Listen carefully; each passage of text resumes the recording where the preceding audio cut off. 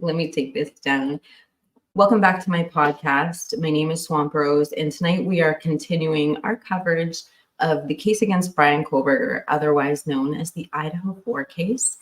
And tonight I am welcoming back a very special guest, Warning Label Nina. How are you tonight, Nina? I'm good. Hush. I'm trying to hush my dog. Hang on. Typical. This is a dog-friendly show, so take your time. So we've got Nina here. She's got some really interesting facts to bring us. She first brought this issue to me, and since then I have a few more statistics to bring you.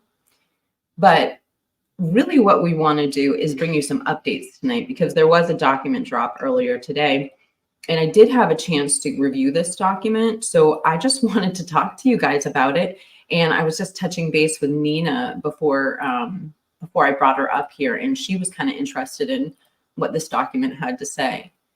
Nina, as soon as you get your dogs ready, I just want to... She is outside. She is raising all kind of cane. That's Halloween, you know. 'Tis the season. So what's new with you? What's new with your channel, Nina? What channel? What channel? It looks like you're making some changes. Well, my channel is sort of kind of, I guess, being rebranded before it ever got started. And so my channel was sort of a cluster of everything. And so I've had to go in and like redo everything and just stay focused on what I'm supposed to be focused on.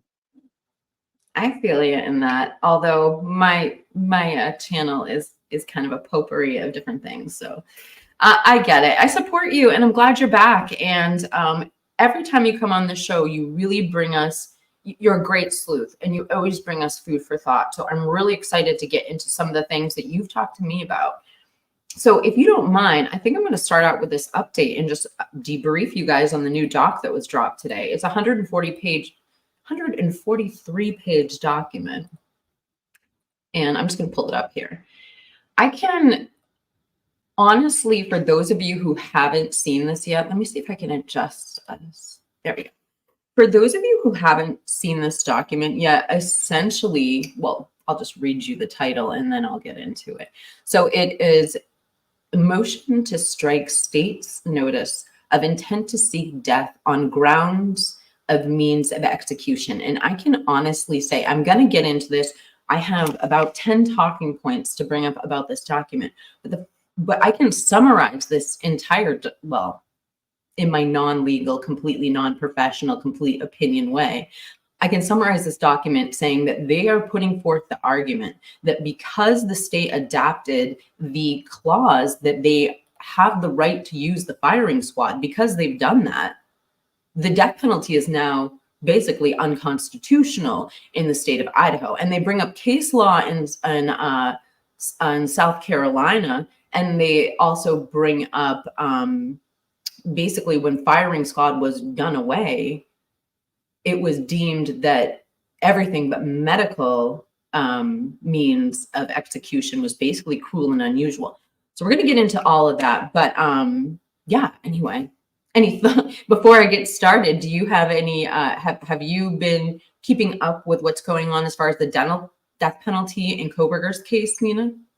Oh, yeah. And, you know, the firing squad, I think the last person I know of with the firing squad, I know his last name is Gilmore. And my family and I took a trip out west in 78, and he was a serial killer out west back during that time. And he's the last one I know of. I know his last name is Gilmore. And he's the last one I know of that went before the firing squad. And was that in the state of Idaho? I don't know which state they ended up catching him in. I just know that it was out west when we were traveling, because Daddy would always, you know, make sure that, you know, we all stayed right together, because I think, yeah, Gary Gilmore of Utah. Okay, I'm looking up Gilmore just to see if it's in this document. It doesn't look like it. All right, well, you know, let's just bring up a few of these things and get this out of the way, because I mean, honestly, I think Oh, here we go. Yeah, there we go. Gary Gilmore from Utah. Thank you, Leslie and Billy. He chose the firing squad. You know, this document gets into the details of exactly what happens when that. Let's just get right into it. I'm going to present the document. There's a lot to talk about. And I think that of all the arguments I've heard, this is the one. This is the one that might, I do think this might be a Supreme Court issue. I don't know. But then again, I do believe in states' rights, but we have treaties with other countries to prevent ours from having cruel and unusual punishment. So, all right, so let's get right up here. I'm just going to go ahead and read this first paragraph. So it says, come now, Brian C. Kohlberger, by and through his attorneys of record, hereby moves this court pursuant to the 5th, 6th, 8th, and 14th Amendments of the United States Constitution's Articles 1, Sections 1, 6, 7, 8, and 13 of the Idaho Constitution. I'm not going to read all the abbreviations for time's sake, you guys. Notice of intent to seek the death penalty. This motion is made on the grounds that upon conviction, the sentence, wait, can you guys see that? I didn't even check the screen. Okay, good. Let me take this comment down. Let me get it together. Hold on. Okay. This motion is made on the grounds that upon a conviction and sentence of death, the process by which Mr. Kohlberg would be put to death in Idaho violates the 8th and 14th Amendments of the United States Constitution, as well as Articles 1, Sections 6 and 13 in the Idaho State Constitution. So these are the issues that they bring up in this document. Number 1, constitutional limits on manner of execution. 2, the history of execution in Idaho. 3, lethal injection in Idaho is not viable. And 4, the firing squad is not and was never constitutional. And so I'm just going to go through all of my notes here. Proceeding with capital murder charges in this case is unconstitutional because executing Mr. Kohlberger by means of lethal injection or gunshot is conceived of by the Idaho Department of Corrections, would violate his right to be free from cruel and unusual punishment under the 8th Amendment and his right to due process under the 14th Amendment of the United States Constitution. It would also violate his rights under Article 1, Section 6 and 13 of the Idaho Constitution. An execution procedure that involves the unnecessary and wanton infliction of pain violates the 8th Amendment. The 8th Amendment's prohibition is not static, but it is responsible for the evolving standards of decency and contemporary values concerning the infliction of a challenged sanction. And so I put a little note down here. I guess this is just a human question for the chat, for everybody. Is there a humane way to kill someone? Trigger warning, you know, we got trigger warning Nina on here. I don't know if we need to do that. I'm gonna actually put a banner up saying that everything is our opinion and speculation. Yeah, warning label, Nina. Oh, we already gave the warning label, right? That's right. Now, to me, lethal injection to me would be the most humane. And I think that your initial instinctual reaction to what I said is basically what the legislatures came up with, but they ran into a little problem. I mean, I don't even know if I have to read this. I've freaking memorized the whole thing, I feel like. But yeah, because then if they can't find the vein, then it gets into all that. So, I mean, everything can go wrong. I will take it even a step further, which is, I can't even freaking find my notes. This is weird. Hold on. I don't know where I put my notes. In 1982, when they decided that this was the only, like, the medical injection was the only humane way of doing it, they were unable to find a medical professional to do it. They had to take other actions because they literally couldn't find, because I mean, if you think about it, Nina, you're a doctor, you're a nurse, you're a medical professional, you're sworn to uphold life. Like, how difficult is it going to be to find someone who then wants to take it? I don't know, you know, people don't get into the medical profession because they want to do something like that. You know what I'm saying? So how can you find a medical professional willing to do that? It's almost like it's violating their oath in a way.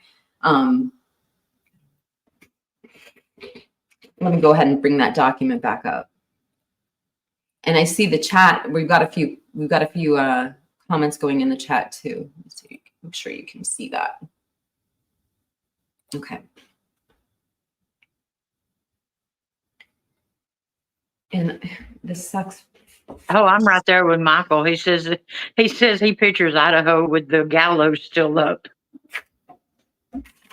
Oh, here's my notes. Thank God and everything holy. I'm like, oh my gosh, I can't believe I just read that whole document and lost my notes.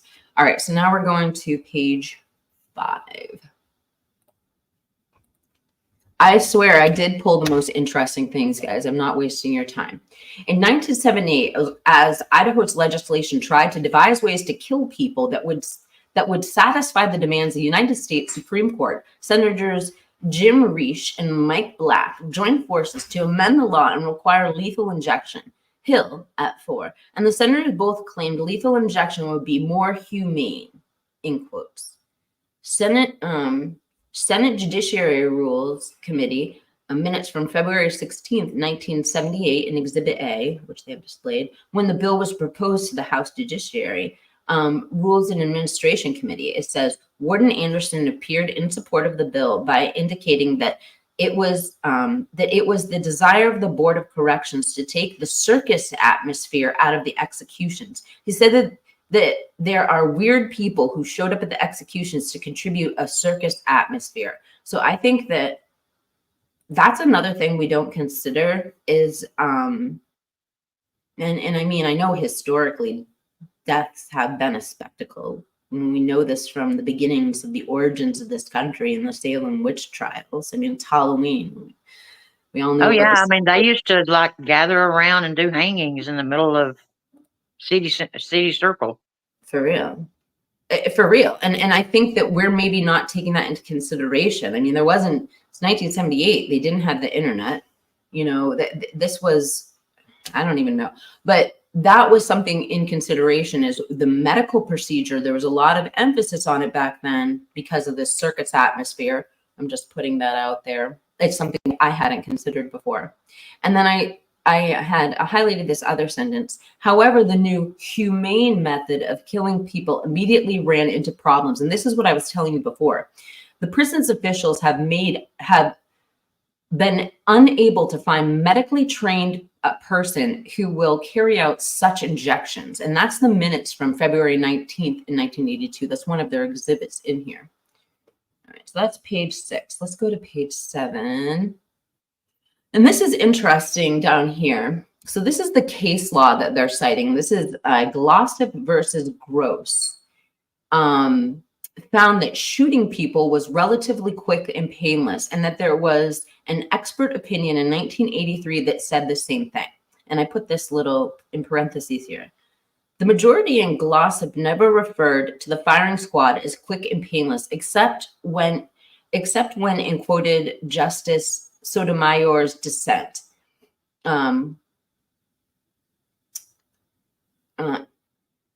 Dissenting at, let's see. It seemed clear that from the opinion of Glossip that the majority was simply pointing out that the dissent's view that all methods of execution prior to lethal injection had become unconstitutional and was a distinction without difference from the view that it was time to simply stop killing people. So they weren't saying that the death penalty should be done away with in this case law. They were simply saying, and I think this is important, because this is the Supreme Court, it was saying that from now on, all other forms of putting someone to death were now cruel and inhumane except medical. So they're saying that the Supreme Court has ruled on this, which I didn't see this before when I was reading the other documents. So I thought this was really interesting. Hey, we got Thomas and Jeff. Oh, it's so nice. We got a great chat going. Now, see, to me, the one thing that I did like about, when they were using the firing squad is, they have the 6 men, I think it's 6, where they line them up.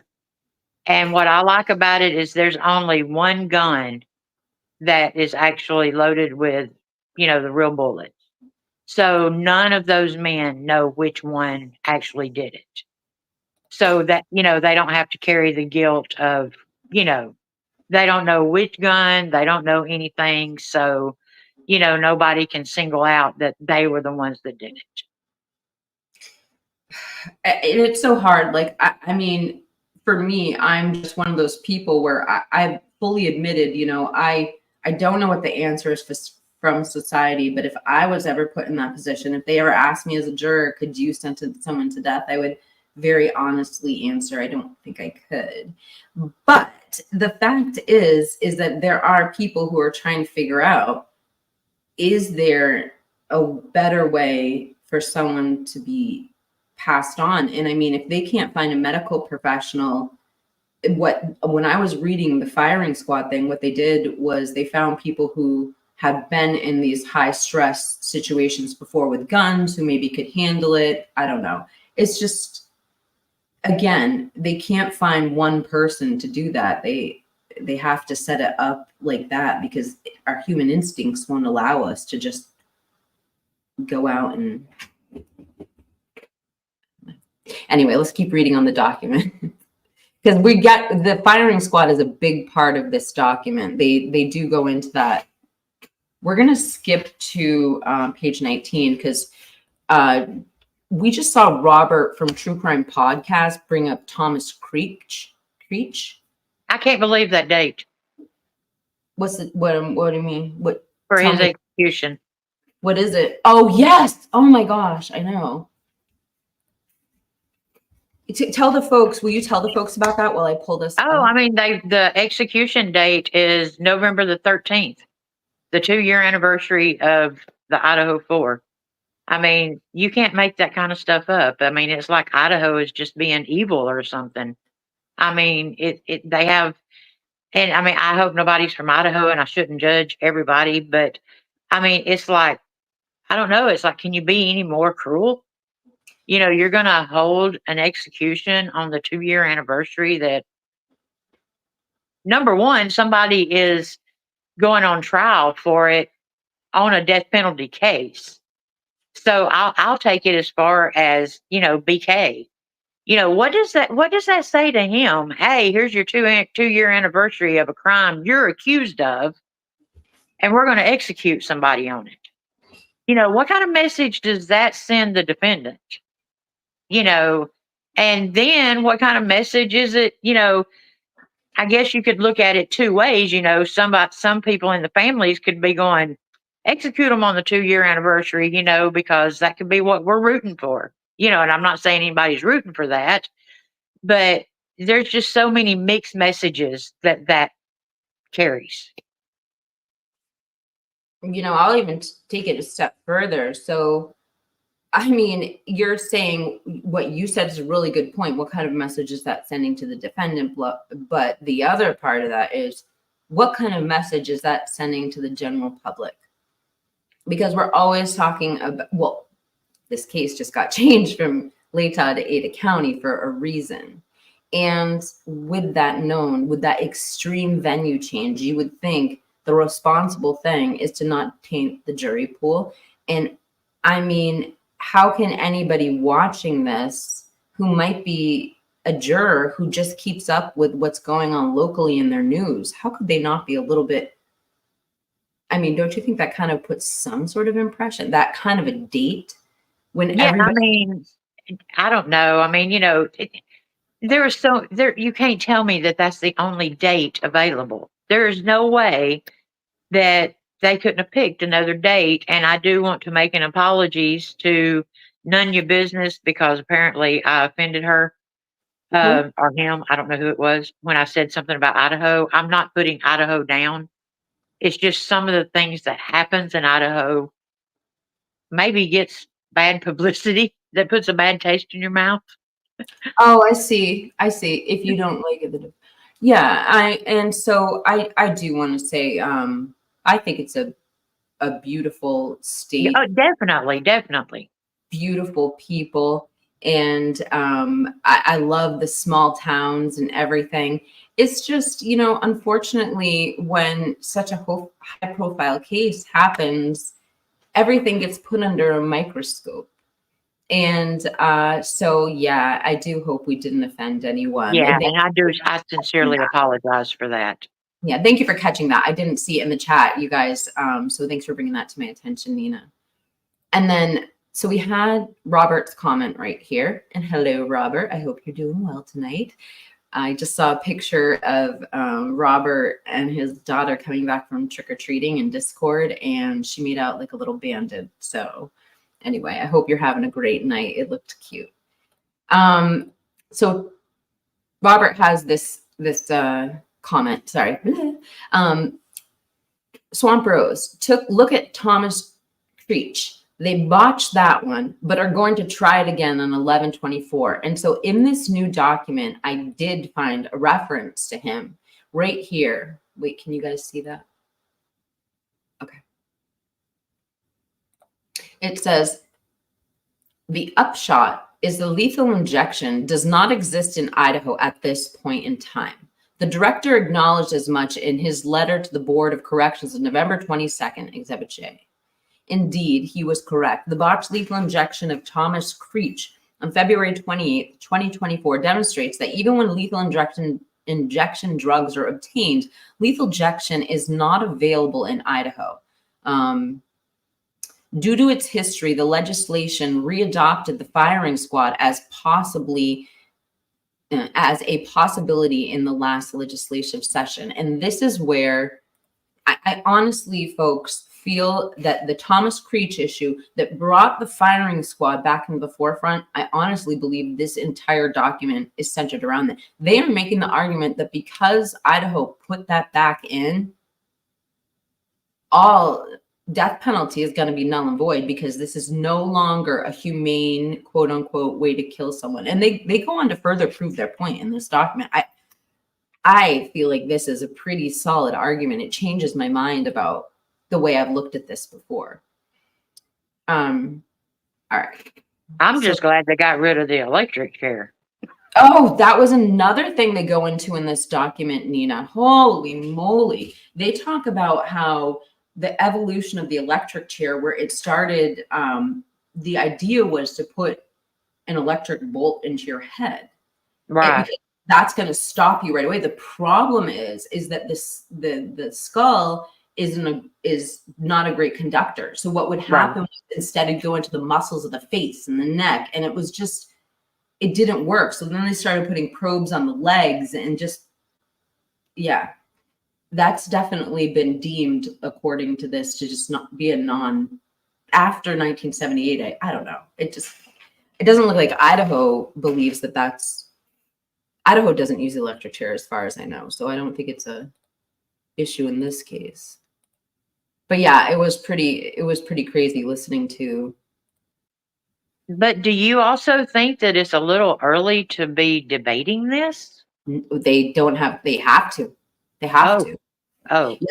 Yeah. Because on the 7th, all arguments against death penalty have to be made because the mitigation.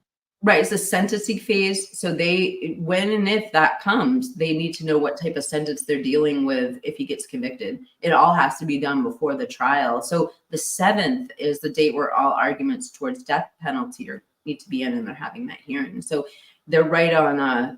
They're a week ahead of time, and actually, I don't even know when this document was written. It might have just been uploaded today. I mean, I knew mitigation and stuff like that, but I mean, man, I didn't know that it meant like debating down to which way of the execution. I mean, you know what I'm saying? I mean, I guess I just didn't think of it that in depth.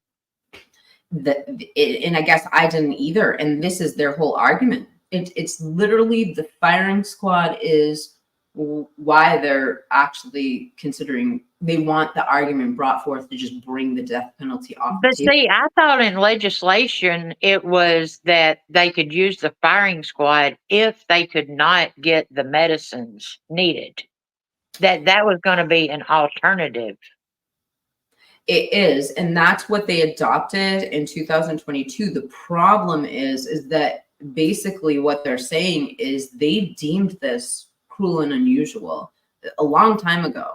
That no longer firing squad was, and they get into some statistics actually where like Idaho is literally the state, other than one death by firing squad, Idaho is the state that has carried out this. This is not something they're doing in other states. I mean, let me bring up some other details. I mean, I seriously think, I think I brought the most interesting points of this document out. Let's see. I'm going to skip to we're going to go to page 96 and then go back to page 95 to cite the exact case law. So right here on page 96, it says the trial, they're talking about a trial. This is this is out of South Carolina. So this is the actual Supreme Court ruling that they're going back on.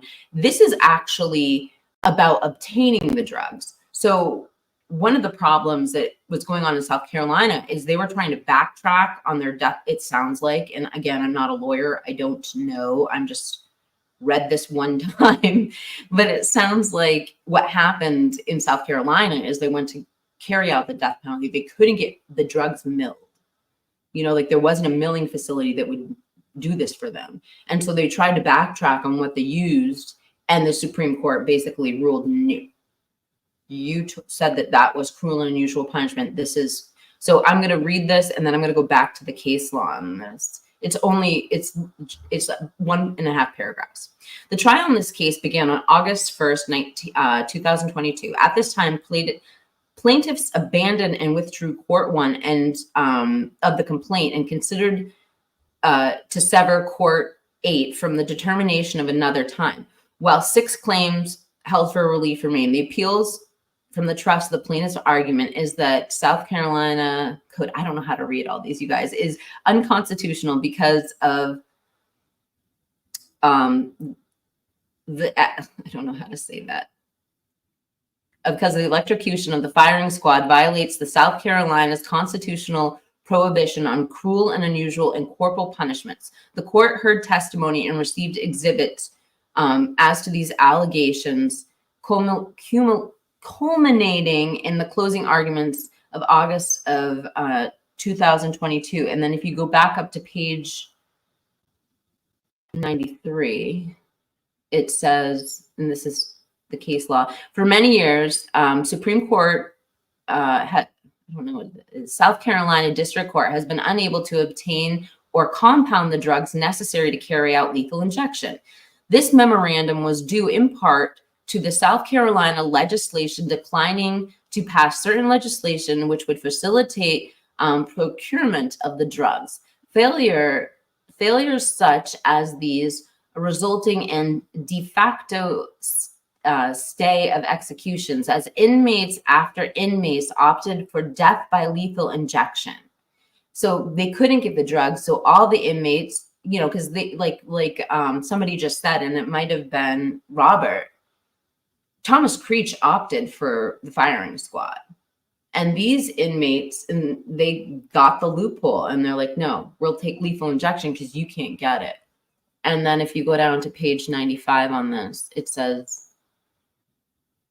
right here, the execution statute as amended is voided for vagueness, and the courts must determine the meaning of the word available with respect to methods of execution. So I just have 3 more points to read you, and then we're going to move on from this. And they have to do with firing squad. So according to Dr. Arden, the mechanism that causes death by firing squad is the destruction of the heart, causing cessation of circulation. I can't talk right. He explained that the gunshot wounds to the chest would cause extensive damage, including fractures to the ribs and sternum. This, he testified, would cause excruciating pain as long as the person remained sensate, especially when making any movement such as flinching or breathing. Dr. Arden supported his conclusions that the firing squad would hit the fractured bone by reviewing a report of examination photographs from a firing squad execution in Utah. The pathologist diagnoses the pathological diagnoses in this execution noted that fragmentation of the anterior chest wall, which Dr. Arden recognizes as indication of broken bones in the chest cavity. Dr. Arden testified that an inmate would remain sensate and able to feel the pain for approximately 15 seconds, assuming that the heart was rendered completely unable to circulate blood to the brain. If, however, the heart function was not completely disrupted, either because of the bullets were not properly aimed at the heart or because the fragmentation caused the bullet fragments to hit the surrounding areas, the inmate would remain sensate for a long time based on his extensive experience as a pathologist. Dr. Arden testified that the scientific fact that a person would not immediately lose consciousness upon disruption of the heart because the remaining blood in the brain would provide sufficient oxygen to remain conscious for approximately 15 seconds after the circulation and completely disrupted. The only thing I would say to that, Nina, is how long does it take for a lethal injection to kick in?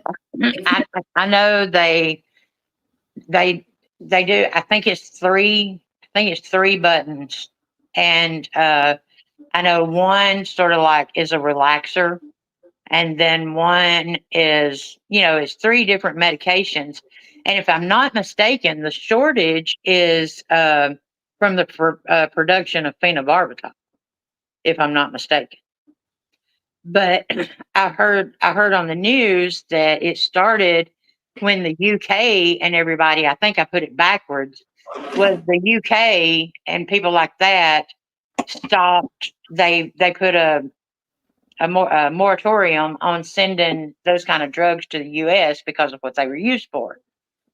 So they went to other countries, but then the FDA wouldn't approve the drug from some other countries. And so then the US started going to compound companies, pharmacies in the United States.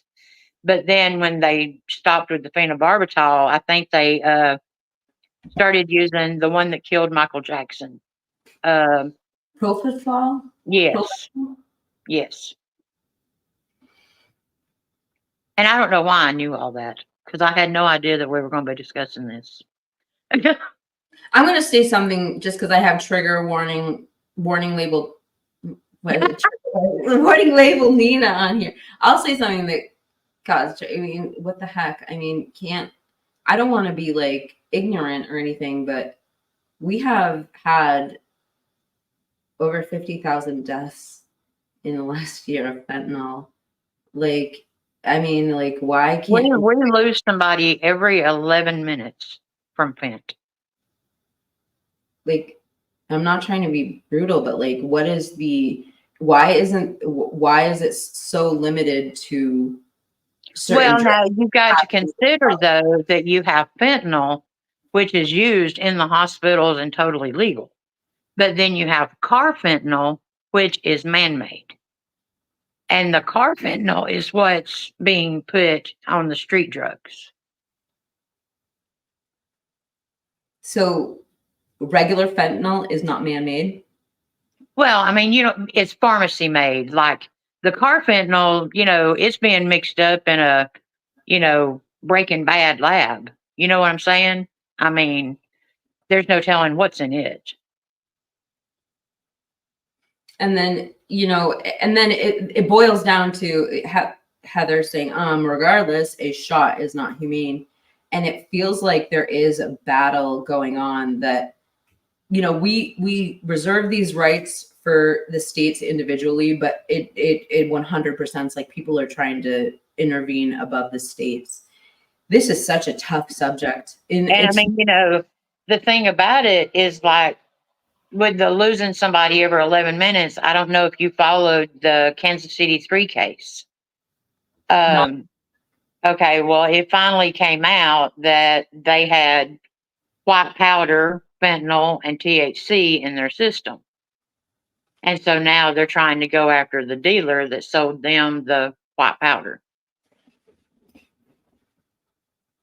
I mean, these, I'm a recovering addict, and the thing about it is those three guys they were doing football and drinking and partying, and I'm not excusing drugs in no kind of way, but they never thought that doing a line of white powder would be their last night on earth. I don't know how everyone else feels, but I think it's 100% perfectly reasonable in our society that if you deal drugs that kill 4 people, why should you be allowed back on the street? You're a danger to society. Well, my thing is, who's going to tell them who the dealer was? That's what I'm saying. The dealer, the no disregard for life that they have, that they could be so reckless that what they've done caused the death. I mean, why as a society are we not cracking down on these dealers like this? Why?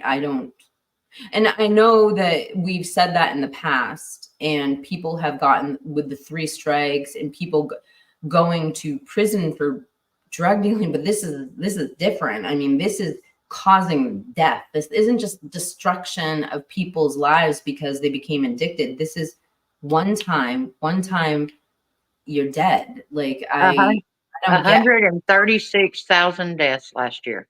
more people than in the Vietnam War. And I just I don't know how it's not considered poisoning either. Because people think they're taking one thing and they're given another. How is that not? And that's how they're getting them prosecuted, is because people think that they're buying white powder and they're getting screwed. Sorry. It's heartbreaking. I mean, and that I lost my son, to it. And I mean, David's free will took his life. I will stand by that 100%. Me being a recovering addict myself, we all know the risk. Unfortunately, when we're in the throes of addiction, we don't think that risk can hit one of us. Well, that took a turn for the left. Well, I mean, it's an important point to bring up, Right. But also with such a unimaginably addictive drug, I mean, does the addict even have a choice? It feels like when they feel like they need that to breathe, so. Well, yeah, I mean, when I lived in Louisville, there was a bad batch of H going around. I mean, a bad batch of meth going around. Sorry.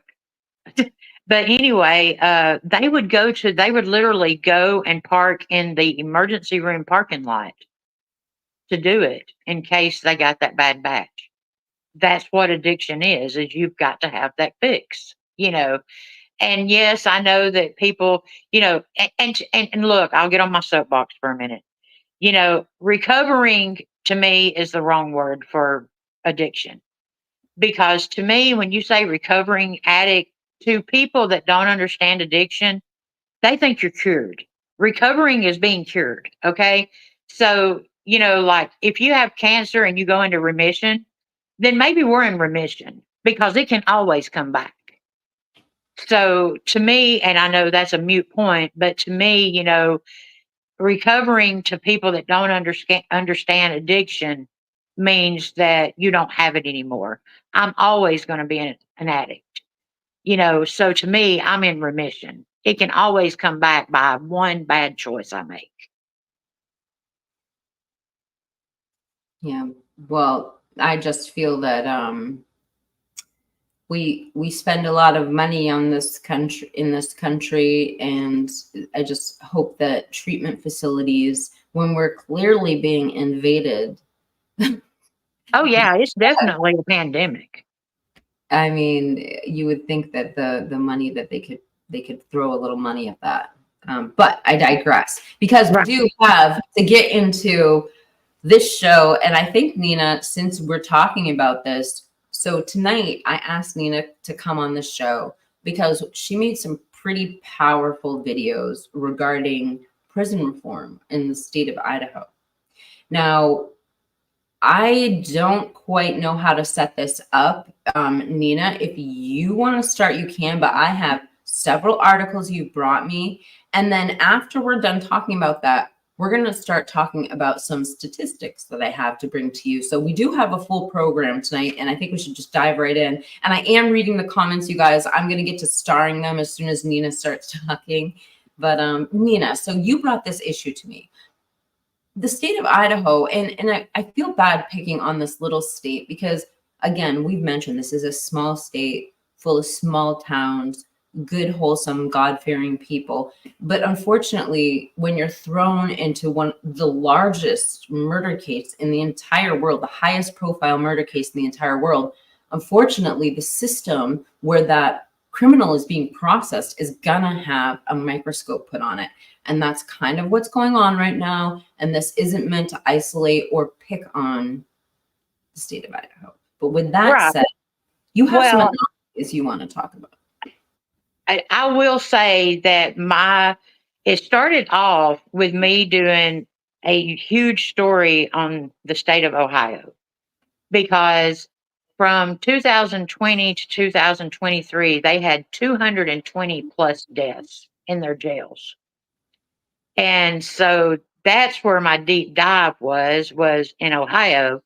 And then I, started, checking into the other states and stuff like that. And so when I got to Idaho, I noticed that research in Idaho was hard. And I mean, that I can deep dive anything. But the research for Idaho was so hard because they're not state, there's no state oversight. There's no, they have the Sheriff Association and they control the jails for the state of Idaho. This is not the prisons, the jails. And so they don't have to the deaths are not some deaths are not reported. They don't have to call a coroner out. Sometimes they don't even notify the family. And so I was like, this can't be right. Well, I want to tell you, I have searched high and low, and I can come up with maybe 20 deaths in 4 years. And I think I ended up coming up with a list from, I think it's Investigate West is the name of the company. But they have a list in the last 5 years that has 32 deaths.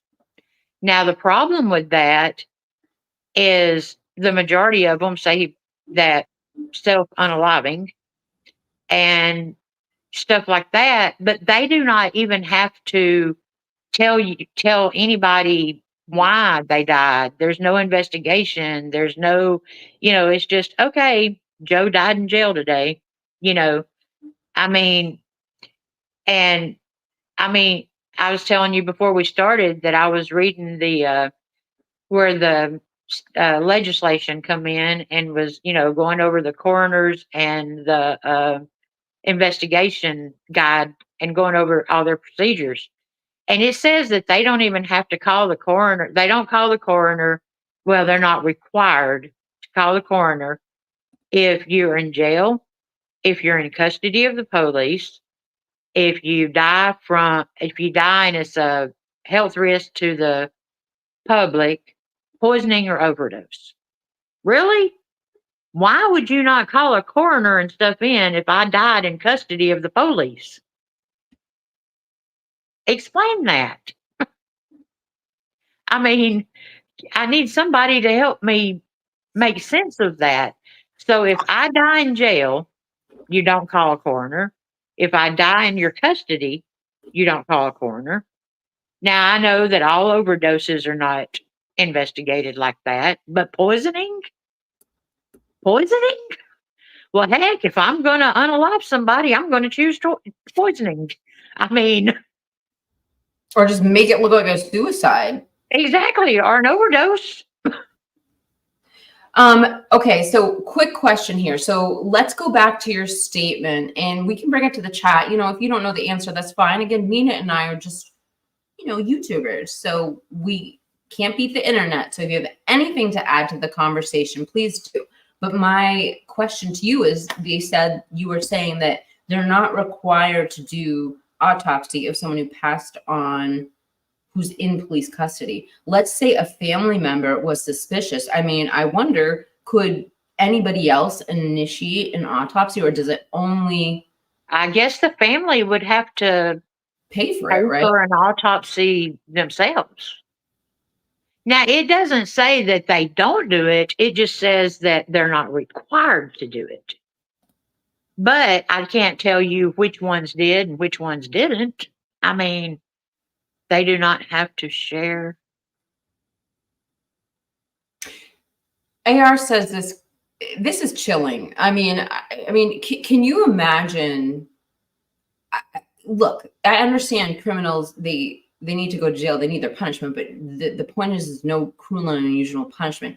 Can you imagine being locked in a place where you have no way to reach out to the outside world or tell them there's wrongdoing? Like, this is insane. There needs to be a checks and balances. Like, these aren't thrown away lives. AR had this comment: when you die in the system, they do not have to share any info regardless to the reason of your death.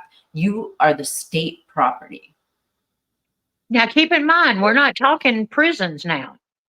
We're talking jails for people that are in there for misdemeanors, for people that are, you know, maybe, you know, I'm going to die in jail because of a FTA for failure to appear. I mean, you know, and I'm not saying people in prison deserve to die. I'm not saying that at all. You know, I'm just saying that we're talking jail for a DUI, and I'm not saying, okay, look, an FTA. You know, I mean, you know, we're talking just a county jail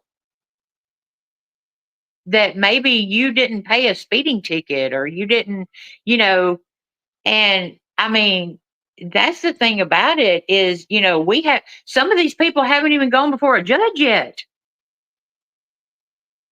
That's And they're infuriating. dead.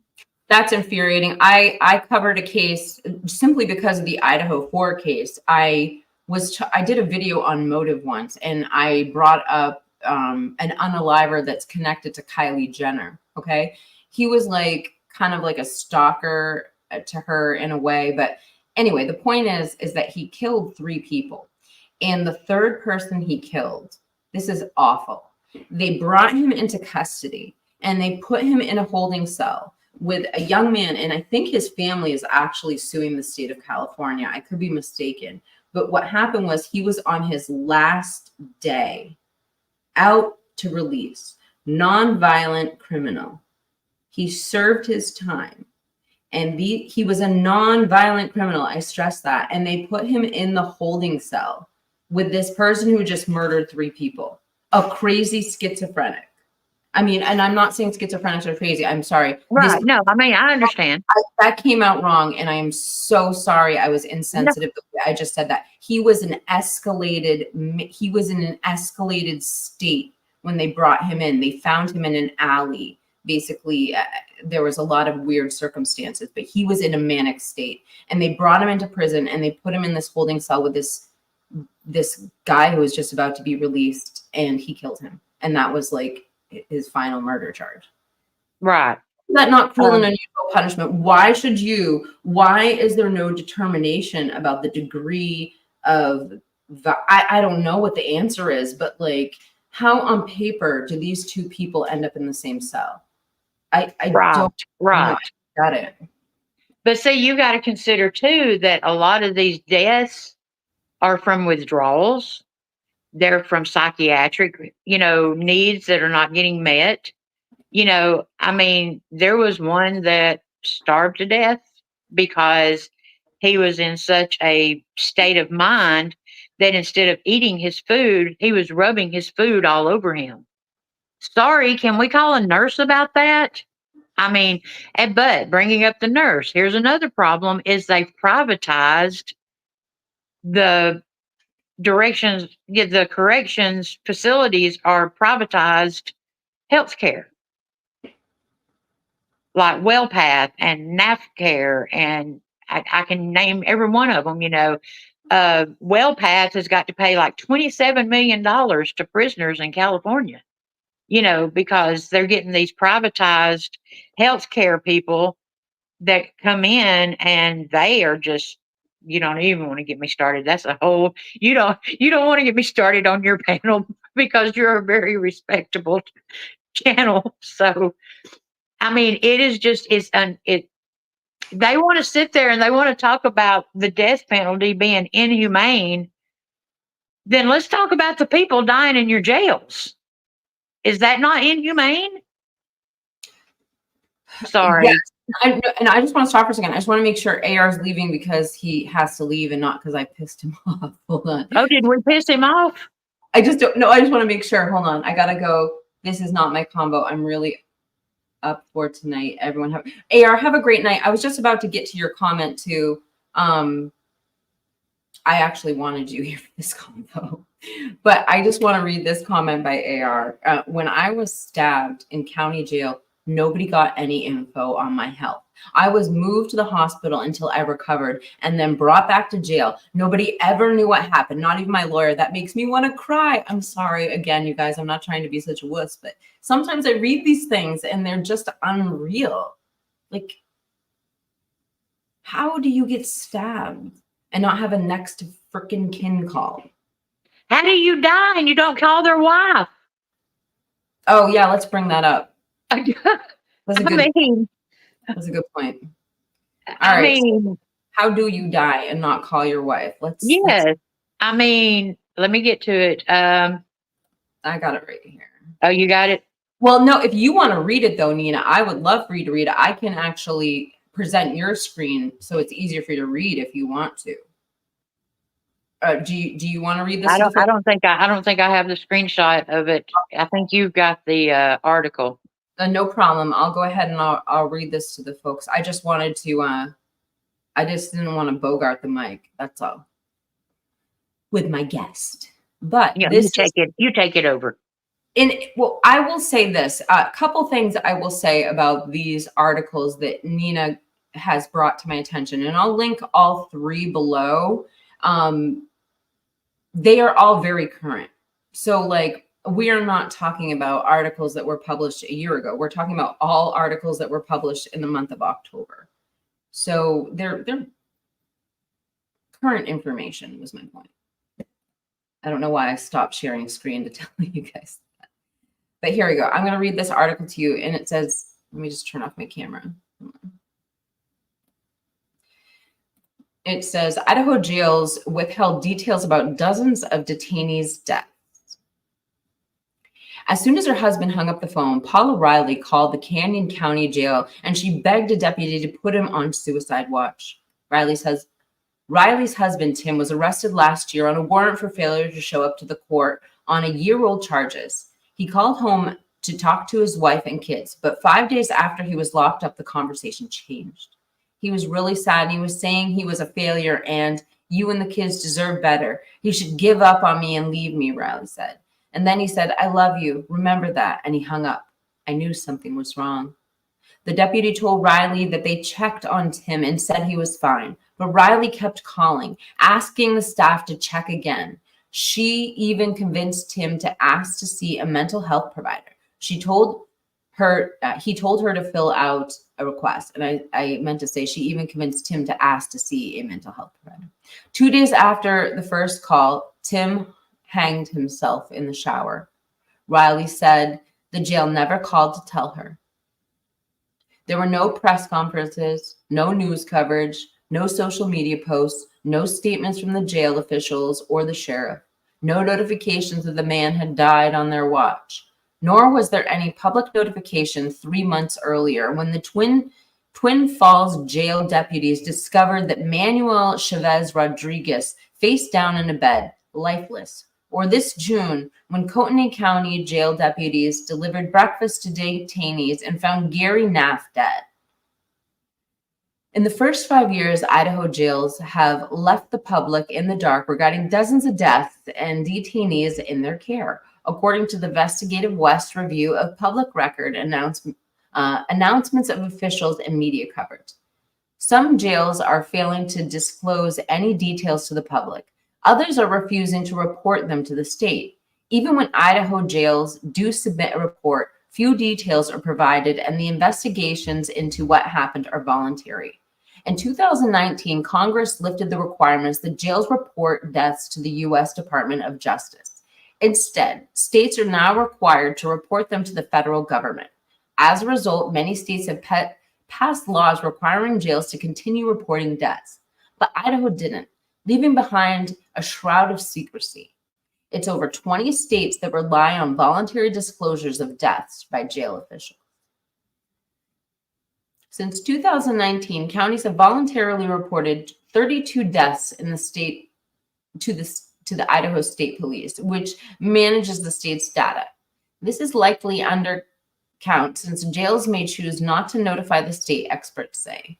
In August, the Bonneville County Sheriffs announced that a 43-year-old man died in jail, but has yet to submit the details of his death to the state. In October of 2022, local media reported that a 52-year-old woman died in Boundary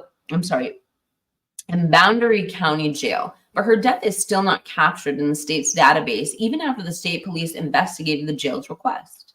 The state database has no record of anyone dying in Idaho jail in 2022.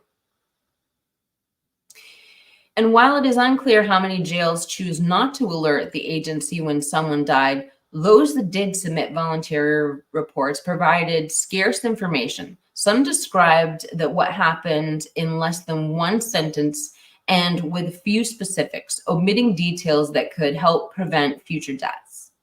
In one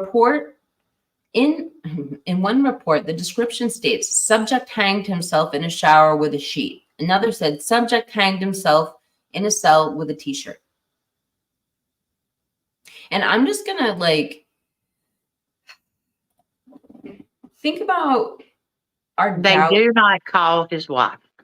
They don't call his wife, but I mean, you can't just assume somebody, if somebody's like, of all the ways that you're like, someone's gonna commit a self-unaliving, like that's the one that you're gonna investigate the most. You know what I mean? Like that's one that can be faked. Like Right. You're gonna want to know how that material, what the other end of it looked like, what it was hung to, what weight it could bear, like what about struggle, what about, I mean, there's just so much. Even if you see the person in that condition, it doesn't mean that they necessarily died like that, because an autopsy has to be performed, because you can simply stage somebody like that after you've done other things. Like there's also bones in your neck that break if it's someone going down. And I mean, the thing about it is, like during a hanging, the mark from like hanging is going to go up the neck. I mean, there's so many ways of telling, but the thing about it is they don't call anybody. So she's sitting there just saying, well, I wonder where my husband is. I wonder why he hasn't called. That's unbelievable. It just to think somebody's in the hospital and next to kin. Under any circumstances, they're still a human. You call next of kin. But I mean, just like I just heard 2 hanging investigations right there. And like the point is, and I learned from Jeffrey Epstein's in this episode, that when somebody dies from asphyxiation Right. with hands, leaves doesn't break a certain bone that is The hyoid. that is broke when somebody is hanged. So it's very important that they examine that. Otherwise, I think you all get the point. I mean, I don't know how, but I mean, yeah. one guy, they found him dead in his bed, and they did an autopsy, but guess what? They come back and tell him they found an undetected acute medical. He had an acute medical. Let me get to my picture and see. It says the pathologist with Ada County Coroner's Office. The autopsy result was undetected acute medical condition. That's it. That's all they gave. Okay, can you tell us what that condition was, maybe? I mean, better than an acute medical condition? And like I think Heather, and I don't want to display like, I hope you're putting that comment there because you'd want it to just to us to display it, but I don't know what you're getting at, but it sounds, I wonder, was that investigated? Do you still have suspicions? Like, I guess if you put it in the chat, you want me to display it. I just feel uncomfortable. I don't want to display anything you're not comfortable with me displaying. Tom Van says, and I think Tom Van comes from Jeff's channel, doesn't he? I've heard the name there before. Idaho. As of February 2024, the state has made little progress in developing a facility suitable for the firing squad, precluding the state from using this method of execution in the near future. It's true, but it's the fact they wrote it on the books, Tom Van. That's that whole 143-page document that was just dumped on us today. It's saying, well, you guys wrote it in there and you guys took it out in 1978 saying that now only medical death penalty is, everything else before that was cruel and unusual. And then when they brought back the death penalty of the firing squad in 2022, that's where the problem lies, is because it looks like this is already settled law.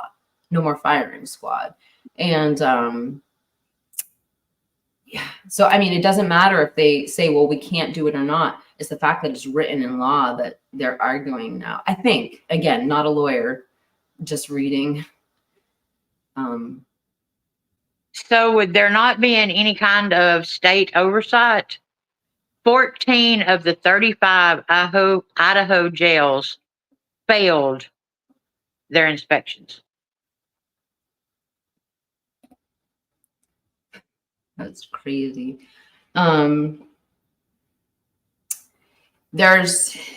It's not just the jail system. I mean, again, we're dealing with a smaller state. I'm not, again, we might not ever have noticed these things unless they were put under a microscope, but I do have some more statistics just in general about, I don't even know, we're going on an hour. We still have another hour left.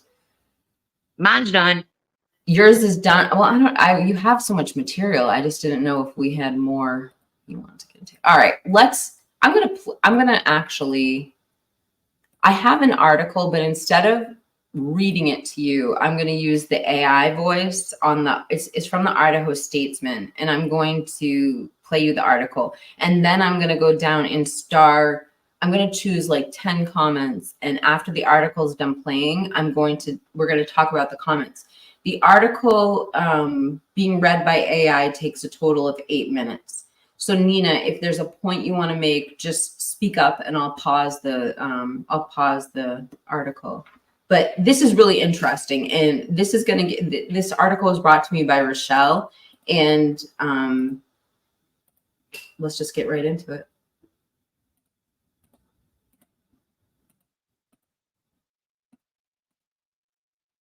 All right. So the title of this article from the Statesman is very concerning. Idaho autopsy rates fail to meet national standards. Am I sharing my screen right now? Can you see that? Yeah, okay.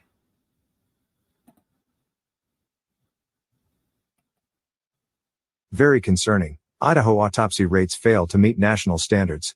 If someone kills you in Idaho, the chances that your body will be autopsied are worse than almost anywhere else in the country.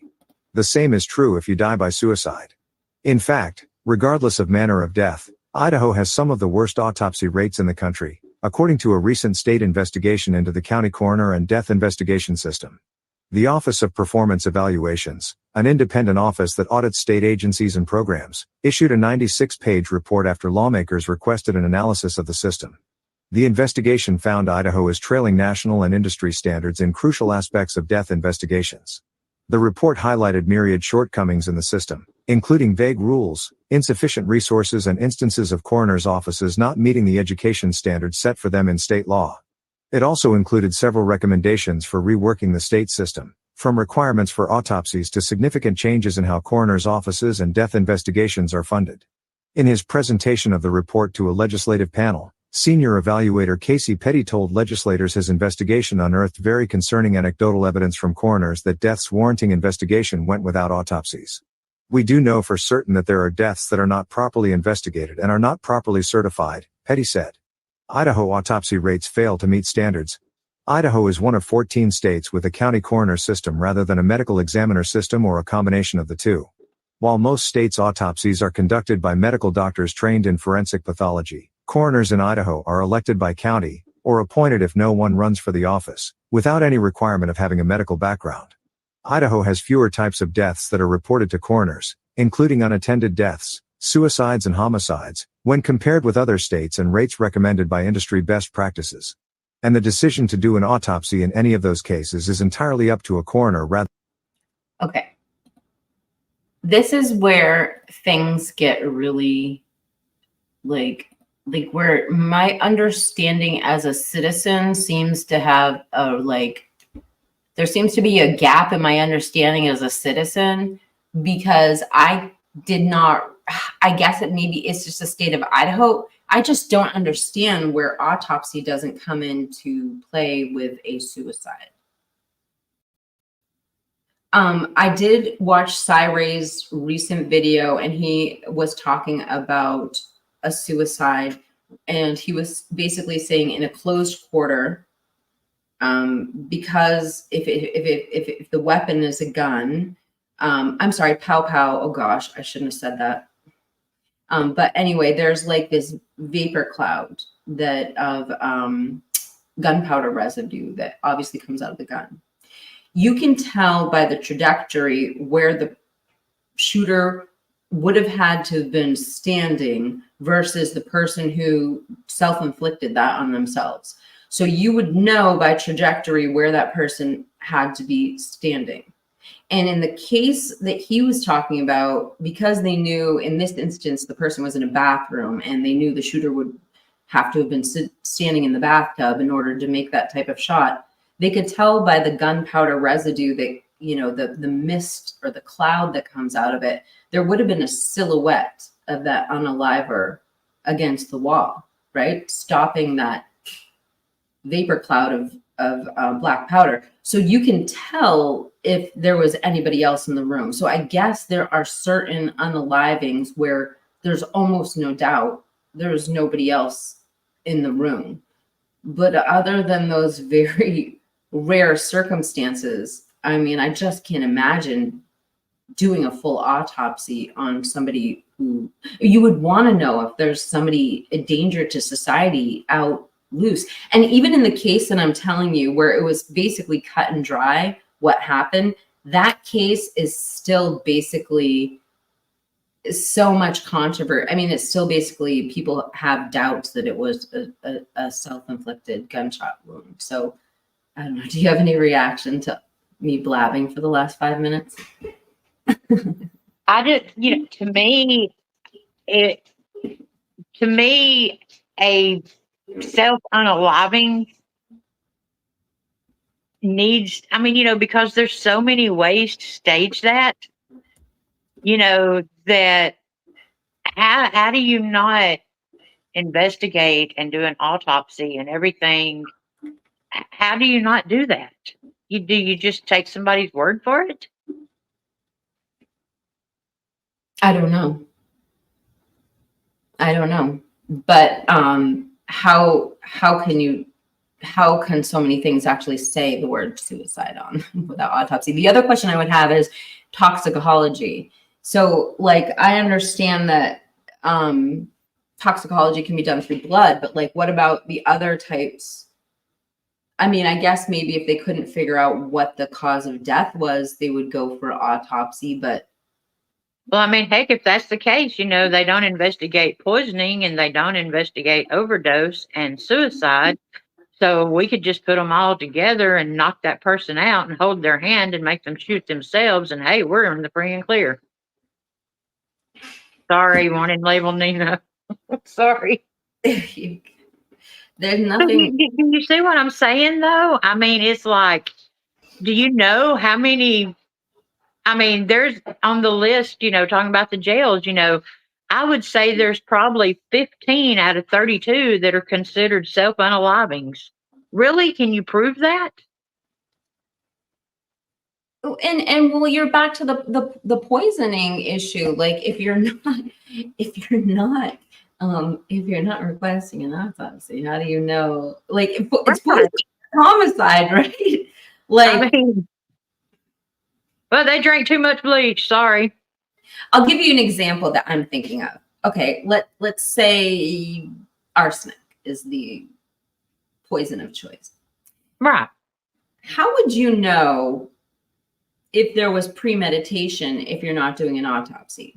By their Because fingernails.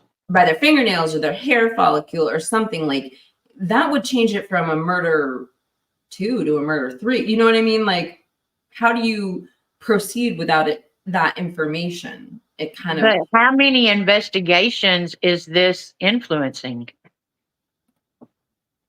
I mean, how many investigations are truly correct? I brought up this comment by DB Tabe just because I had this question too when Nina was talking about when somebody's incarcerated, because this is what kind of started the conversation, and they die while they're in custody.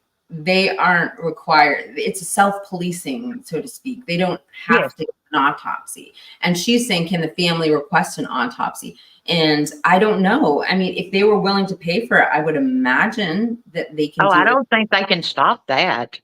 Right. I would agree but I mean, once the body's handed over to the family, I mean, the family, I would assume, should be able to do what they want to with it. but I mean, I would also think that the state should, I don't think the family should have to pay for that. I mean, you would think just alone there's some sort of like, and I don't know how it all works, but there's some sort of like insurance that allows for autopsy to be paid for. I don't know. It's such an, I have further questions after hearing this.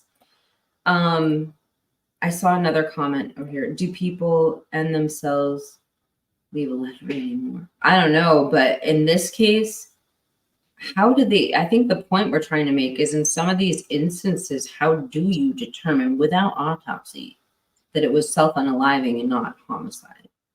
Right. I How don't, how do you prove that it was a self overdose? and then we go the extra mile on that one with these overdoses. Half the time they're not overdoses because they're not taking the substance they thought they were taking.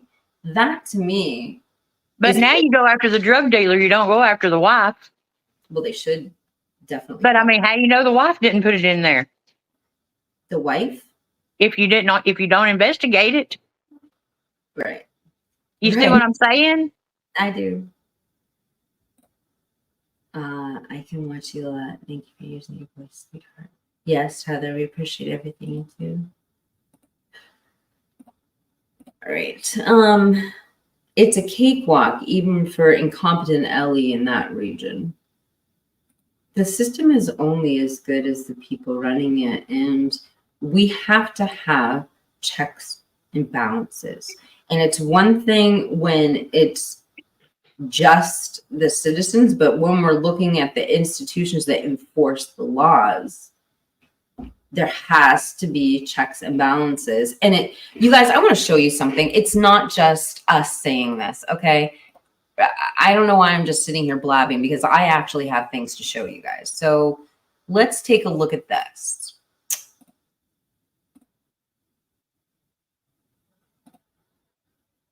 Let me zoom in on that a little bit.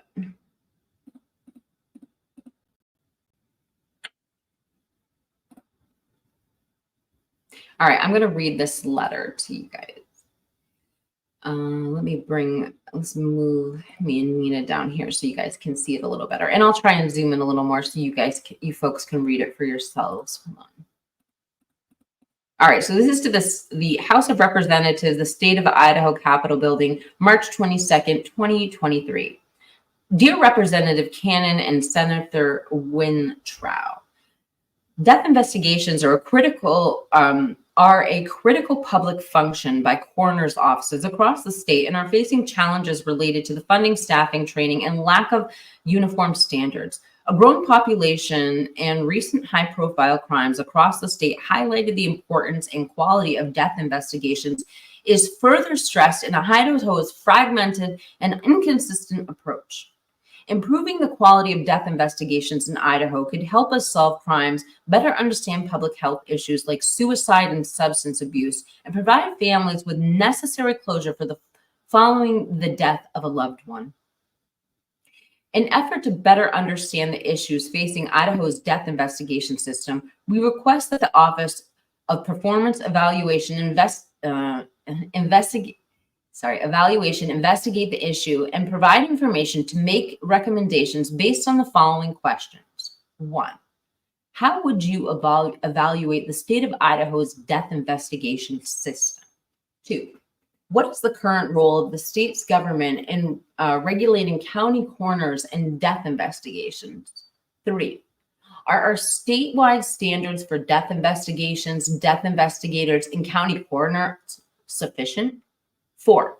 What financial challenges do counties and other coroners face related to death investigations?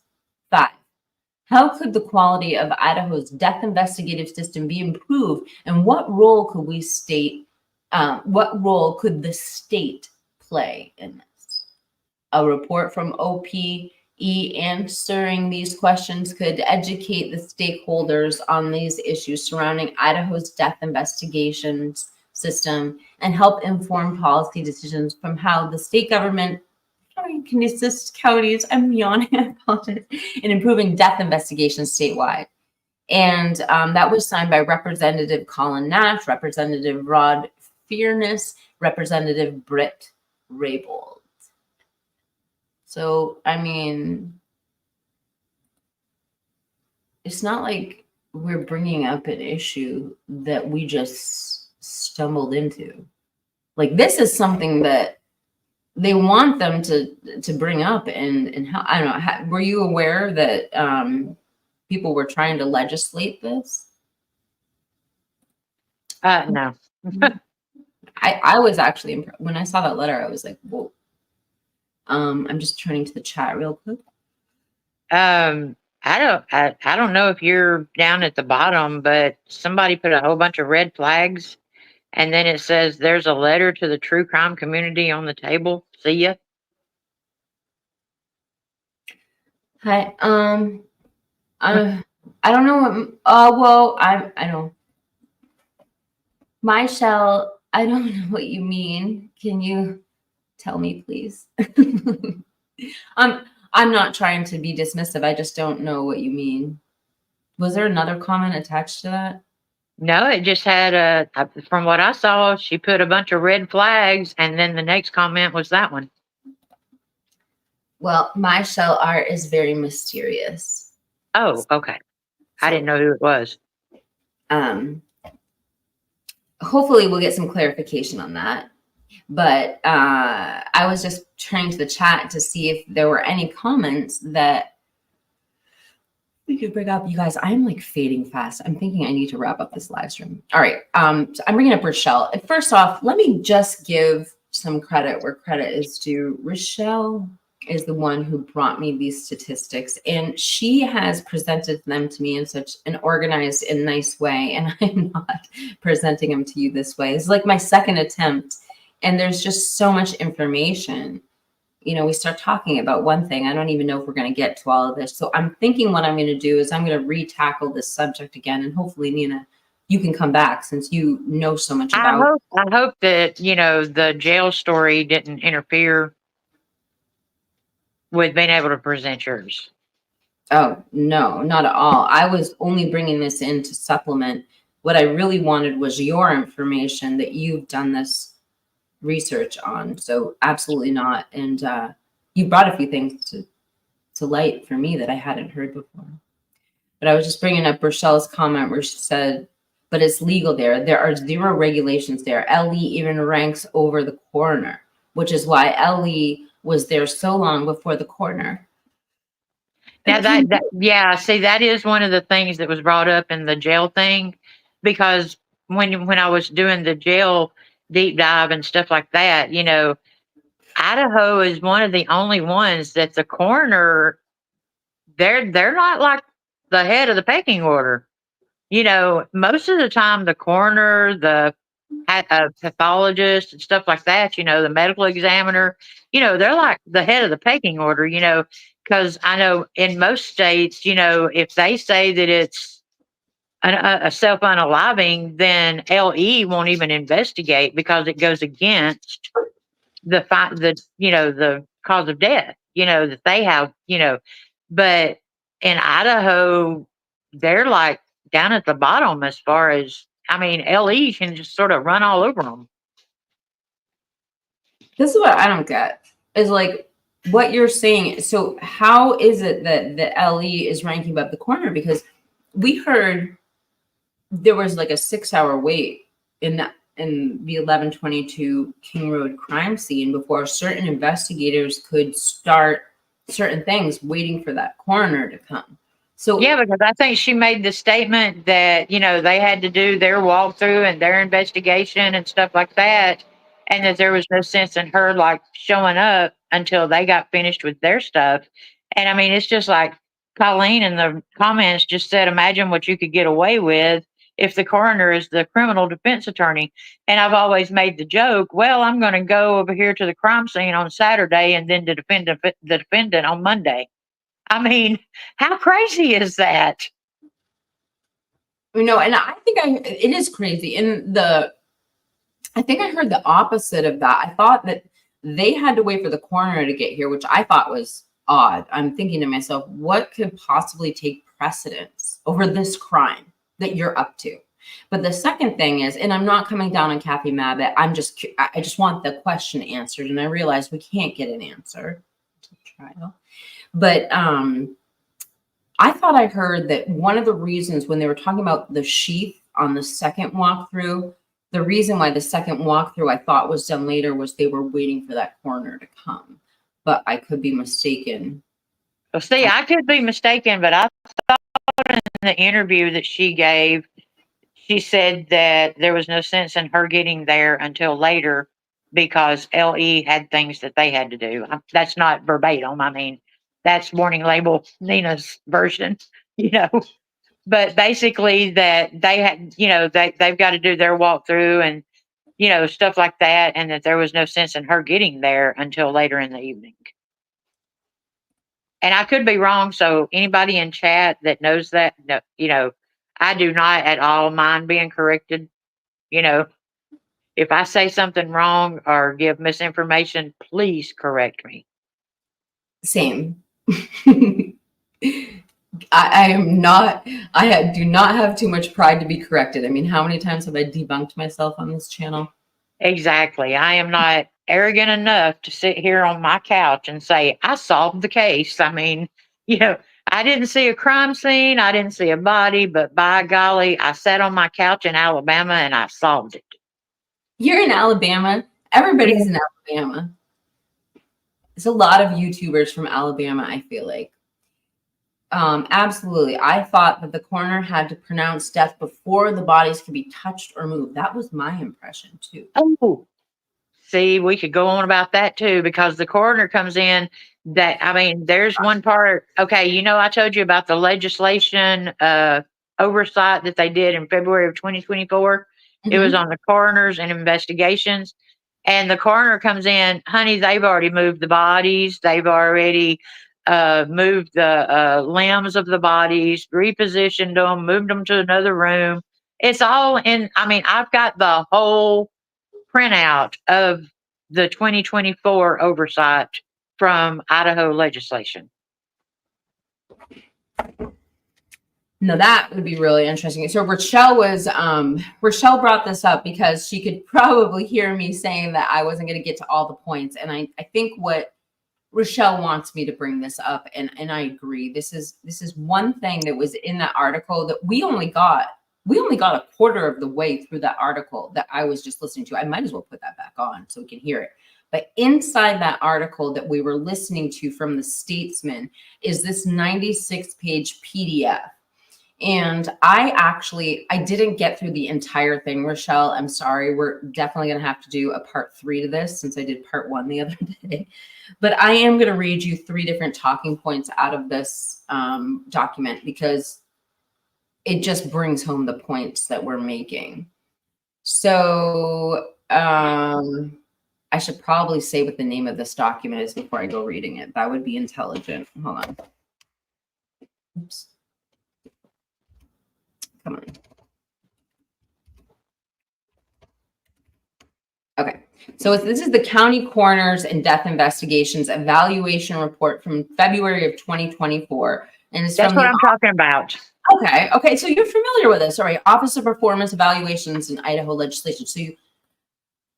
All right. So you're familiar with this document. This is good. So Nina, I'm just going to say straight up, since you're familiar with this document and this is what I've been working with Rochelle on, can I invite you back in the next couple of days to do? Oh yeah, I would love to, because I mean that right there, that 96 pages is everything. It has all the statistics in it. That's where I read that they didn't have to call them out to if they were in jail, custody, or stuff like that. And this is from the legislation. This is their is it an oversight or I forgot how they worded it, but it's from 2024, where they went in and looked at Idaho the coroners and the investigations. What is it? The Coroners and Death Investigations by the Office of Performance Evaluations, the Idaho legislature. Yeah, their evaluation. So it's crazy. I can say that that document appears to be a response to this letter to the House of Representatives. Definitely. Actually, it is, because here's as you go down, you can see the rest of it. All right, let me pull that document back up, and I'm going to get to 3 talking points I noticed in there. Like I said, I didn't get through the whole document before we came on the show tonight, but let me pull up page 30 here. And down here, we have Idaho requirements for reporting to coroners for 6 of the top 10 most frequently required reporting. Wait, can you guys see that? Let me try zooming in a little bit. Yeah, let me try zooming in a smidge here. All right, that's better.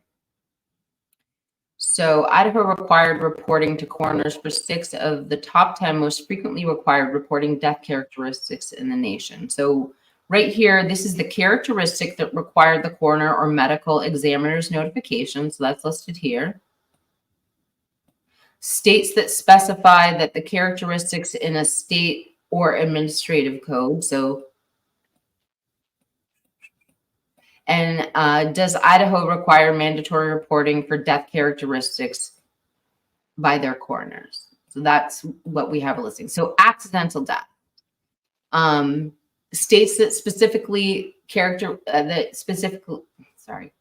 that specifically characteristics in state or administrative code. So 44 of the states. Does Idaho require mandatory reporting for death characteristics of the coroner? I'm not going to read it like this. I'm going to get better. Yes, they do require it. Suspicious or unusual or unnatural circumstances? Yes. Suicide? Yes. So here it's saying they do require for suicide. So that's weird, because the statesman just said that. I don't know if I'm reading this right. This says the average number required by reporting deaths in 50 states, the District of Columbia is 15, more than Idaho's 10. Idaho ranked 40th of the 51 nationally in total number of death characteristics that must be reported to the coroner. Let's just go to the nose, so I'm not wasting you guys' times. So in jail, under law enforcement custody or political subdivision, no. It does not require for sudden when in apparent good health. That's kind of weird.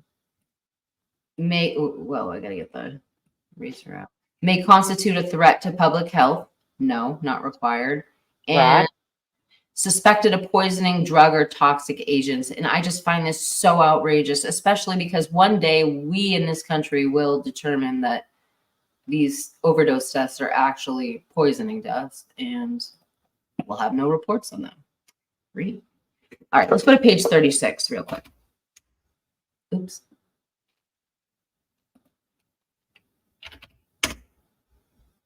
All right, autopsy requirements. Idaho code states that autopsies are performed at the discretion of the coroner or prosecuting attorney when it is deemed necessary to accurately or scientifically determine the cause of death. While this broad definition allows for coroners to conduct autopsies, it is not in line with the national standards. Autopsies are not only used to determine cause of death, but are also used to determine manner of death. And so statistically reporting, I mean, it is important, like in certain circumstances, you're trying to gather health information for your state. Like, it is important to know these details. I mean, whoever has the data does better. I mean, knowledge is power. If you don't have these little, I mean, I'm just saying for the health of your public, it's probably a good idea. Why Okay. would you not investigate a death if it is a danger to public health? I don't know any warning label, Nina. I have no idea.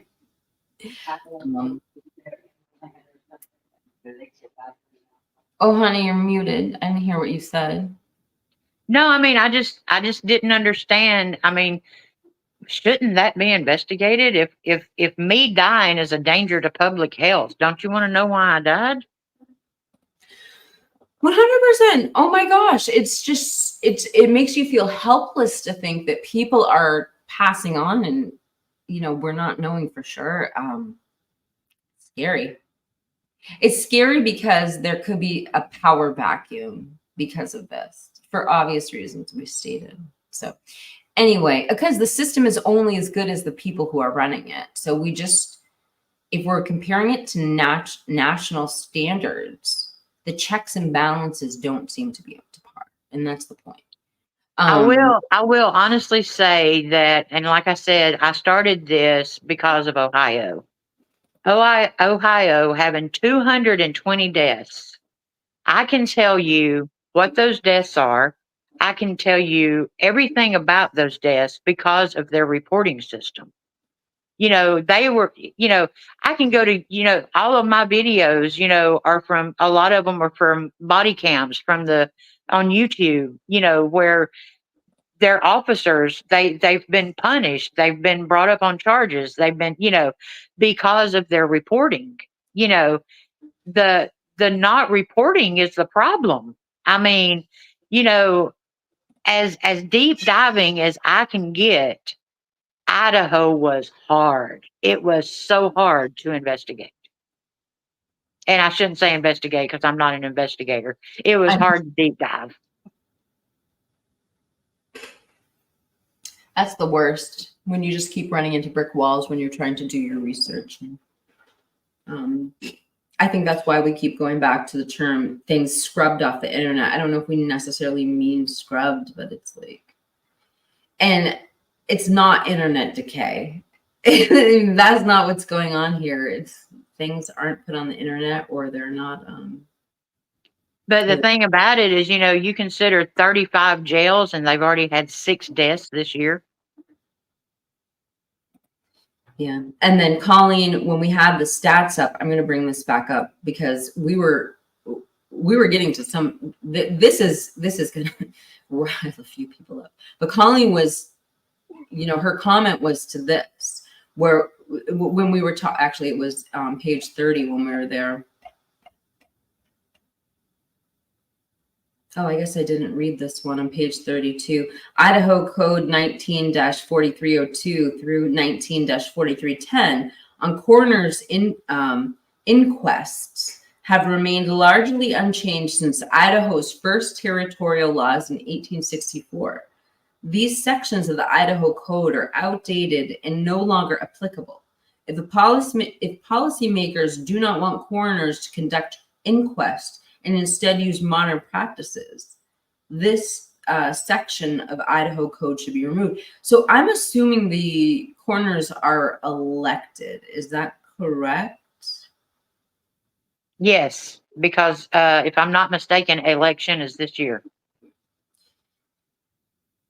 I mean, doesn't it feel like they're putting a lot of judge, jury, and prosecutor powers by not modernizing these practices? Doesn't it seem like it's making the coroner the judge, jury, and prosecutor, or lack thereof sometimes, right? Right. And I mean, and Thomas brings up a good point of the cost. I mean, I'm not saying that every death should have an autopsy, but because a state would go broke from that. But the thing about it is, if you're in custody of the police, if you're in jail, it seems like to me, to protect their own butts, that they would want it investigated and followed through on. I totally agree with you, Thomas, in that we have to have reasonable expectations to what a state can afford. But in the instance of somebody being in custody of the state, there seems to be some sort of moral obligation to show that they didn't die from some sort of, there has to be a checks and balances there, because that person could die from neglect and have it brushed under the rug. I mean, you cannot, this is the ultimate crime, somebody's life. If a life is gone, we need to know it wasn't a crime. We need to know about the crime scene. We need to know about the body. And like the two examples they brought up were death by, and again, major trigger warning. I think this is the 150th time I've said it this show tonight. But especially in the instances of hanging, to prove that that wasn't a cover up. It's one of the known ways to cover up. But you got to consider with suicide, one of the stories that I covered on the Ohio was a 19-year-old autistic young man. And he was in a really bad autistic episode, and he was beating his head and all this. And all of this is on camera. He's 19 years old. And they strip him, they take pictures of him, they're taunting him, and he keeps beating his head until he unalives himself. And so his cause of death was suicide. But was it a suicide? I mean, they killed him. I mean, but because he did it by beating his head, they put it on him. Well, I mean, and what responsibility do you have when you see somebody in a spiral mental health crisis? Do you watch them harm themselves? Oh, but when do you strip them and take pictures of them and taunt them? I don't know what to say. I don't. Do we have that article here? I didn't have. I mean, the video. It's a 10-minute video on YouTube, and I'm going to tell you, it is so bad that when I made my video, I played 2 minutes of it. 2 minutes of it. It was that bad.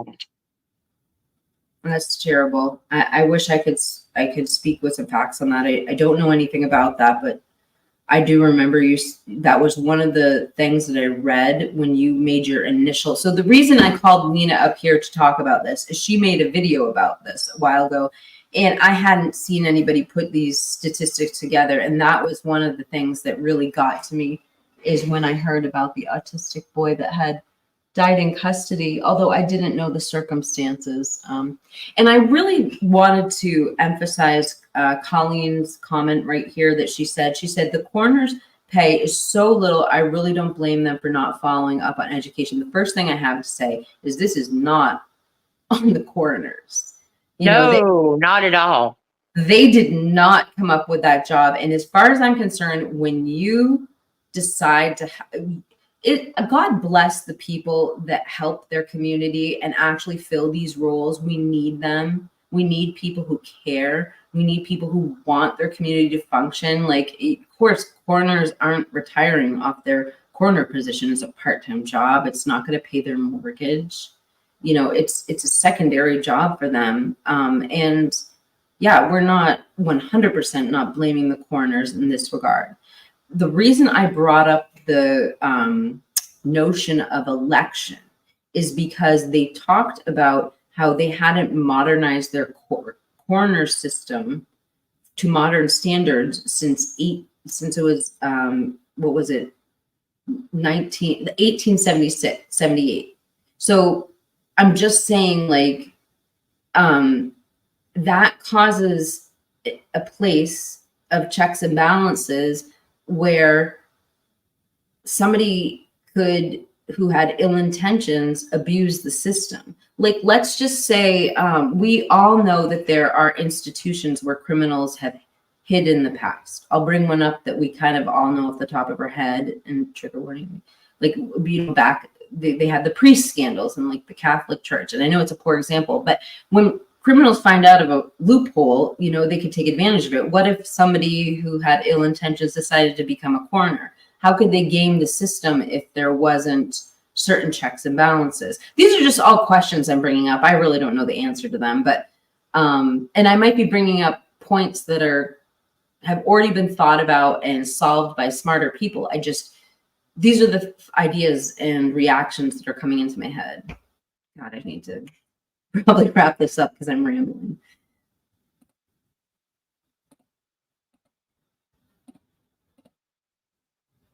Jim O'Neill. If they know they've died of natural death, good chance they're not getting an autopsy. Just my opinion. Again, I am no lawyer. But I mean, in some of these, if you're in custody of the state, I just don't understand why a full examination wouldn't be required. You are not at your own free will. You are not in control of your life. And how would you necessarily know? I mean, people still have to investigate self-unalivings. Like, how would you know? I would think an autopsy would be mandatory if you were in custody of the state. I mean, it's not like it's some unreachable number. I don't know. What do you think, Nina? But see, there again, you know, the natural death. I mean, what's a natural death? I mean, you know, an acute medical condition. Okay, what the hell is that? I mean, you know, don't give me no acute medical condition and tell me that it was a natural death. Tell me what that medical condition was. I mean, I hate to say it like that, but I mean, you know, they're going to put it was a natural death from an acute medical condition. Yay. Can we have a little bit more than that? I can see, like, if you show up and there's somebody who you can see the crime scene wasn't disturbed, they maybe had some health problems in the past, they may have. Right. You know, Okay, I get that. But in custody of the jail, if you're looking at a person who you find, you know, in their bed, who doesn't wake up in the morning or something like that, like, just looking at them, how could you know that it was natural cause? I mean, maybe if nobody else was in the cell, I could see that.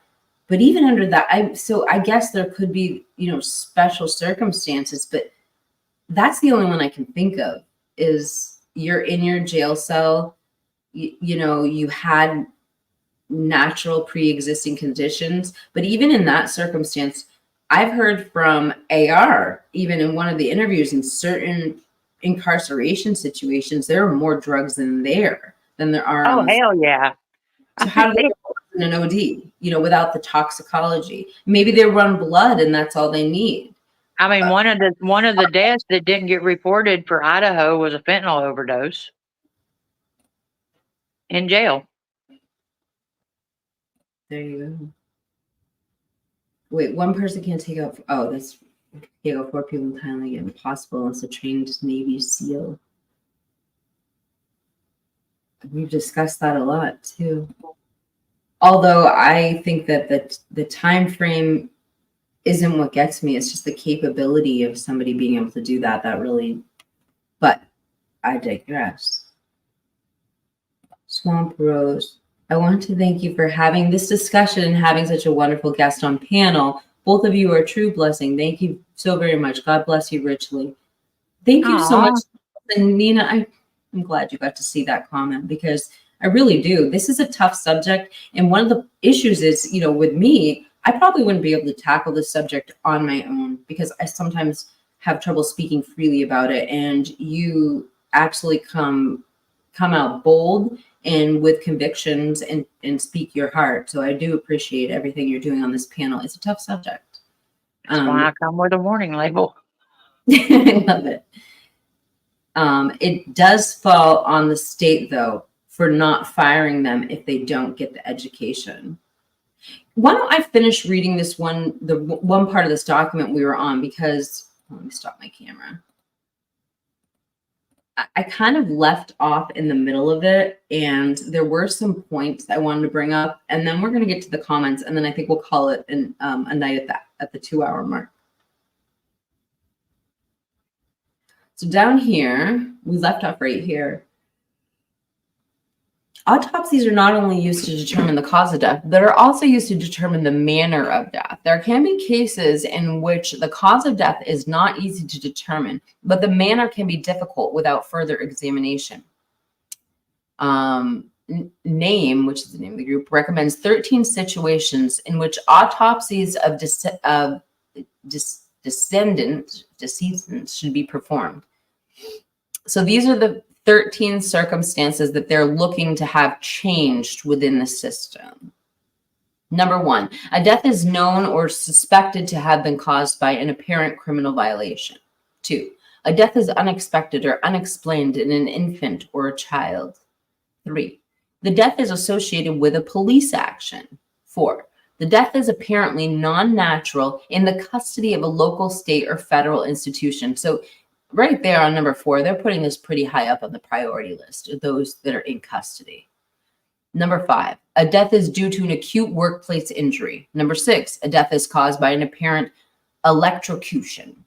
Number 7, the death is apparent intoxication by alcohol, drugs, or poison, unless a significant interval has passed and the medical findings are absent of trauma or well documented. Again, I think we both are pushing back on this. I mean, Nina, I also would think that if they have the proper toxicology, it's not just determining which drug killed them. I would think they could probably determine which batch it came from. Right. They could probably nail a drug dealer with that toxicology report. I would think, but I don't know. Maybe not. I don't understand drug dealers killing their clients. Or, you know, and even if they did, like, their recklessness. Right. But and I mean, I understand, I was in the game for 16 years. I understand cut. I understand making it go further than, getting more out of it and, cutting it and stuff like that. I know all this, but why are you going to cut it with something that's going to kill your clientele? Hello, I would rather have repeat customers than dead customers. I'm sorry. What if for your own personal pleasure or gain, you did something so reckless it took the life of 4 people?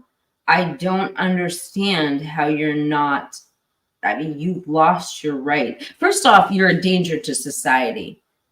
You're a danger to society if you're willing to cross a line and take a chance and you kill somebody else. And I understand the concept that we don't want to be mandatory life sentences for people who deal drugs. That is not what I am talking about.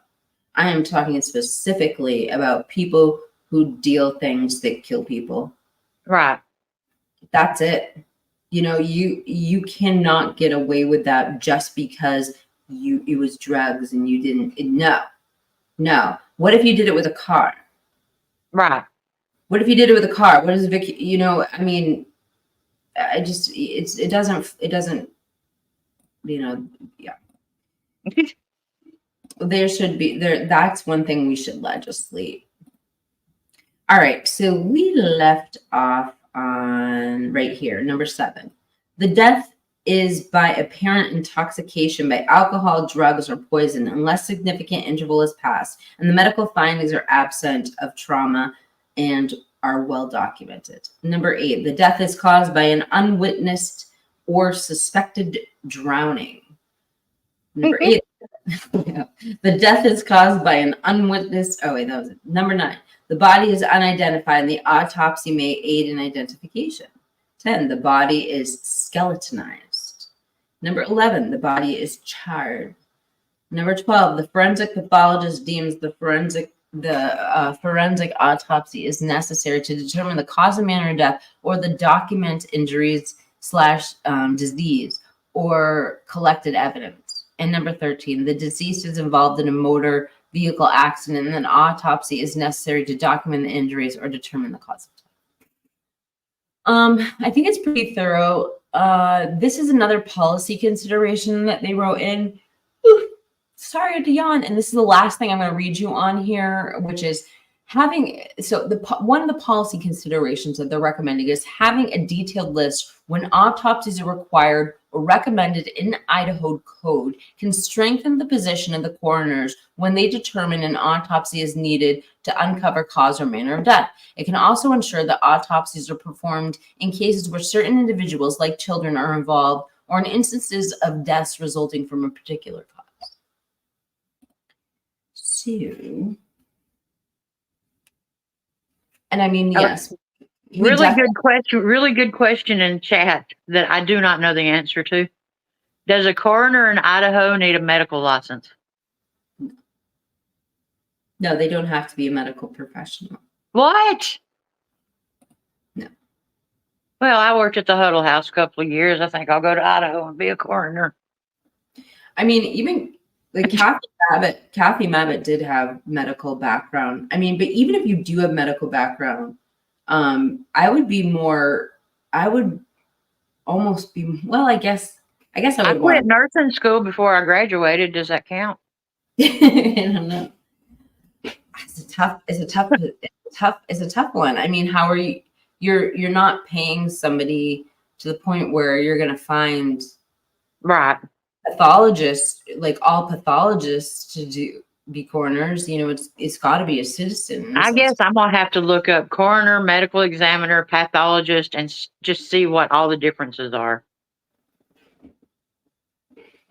Yeah, for sure. You know, I think. Hold on. They're an elected office with no medical license. Okay. Like I said, I'm going to go to the crime scene on Saturday and defend the defendant on Monday. Where are we talking about? I didn't see that comment. What happened? No, he's somebody said they're an elected, that they verified that they were an elected official. And I've said an elected official with no medical license, but they're a defense attorney. But I mean, how are they going to find people? You know, I don't know. The qualifications they can't require too much when they're paying. I think it's like $18,000 a year. I mean, you just can't. Anyway, exactly, Nan. It makes no sense.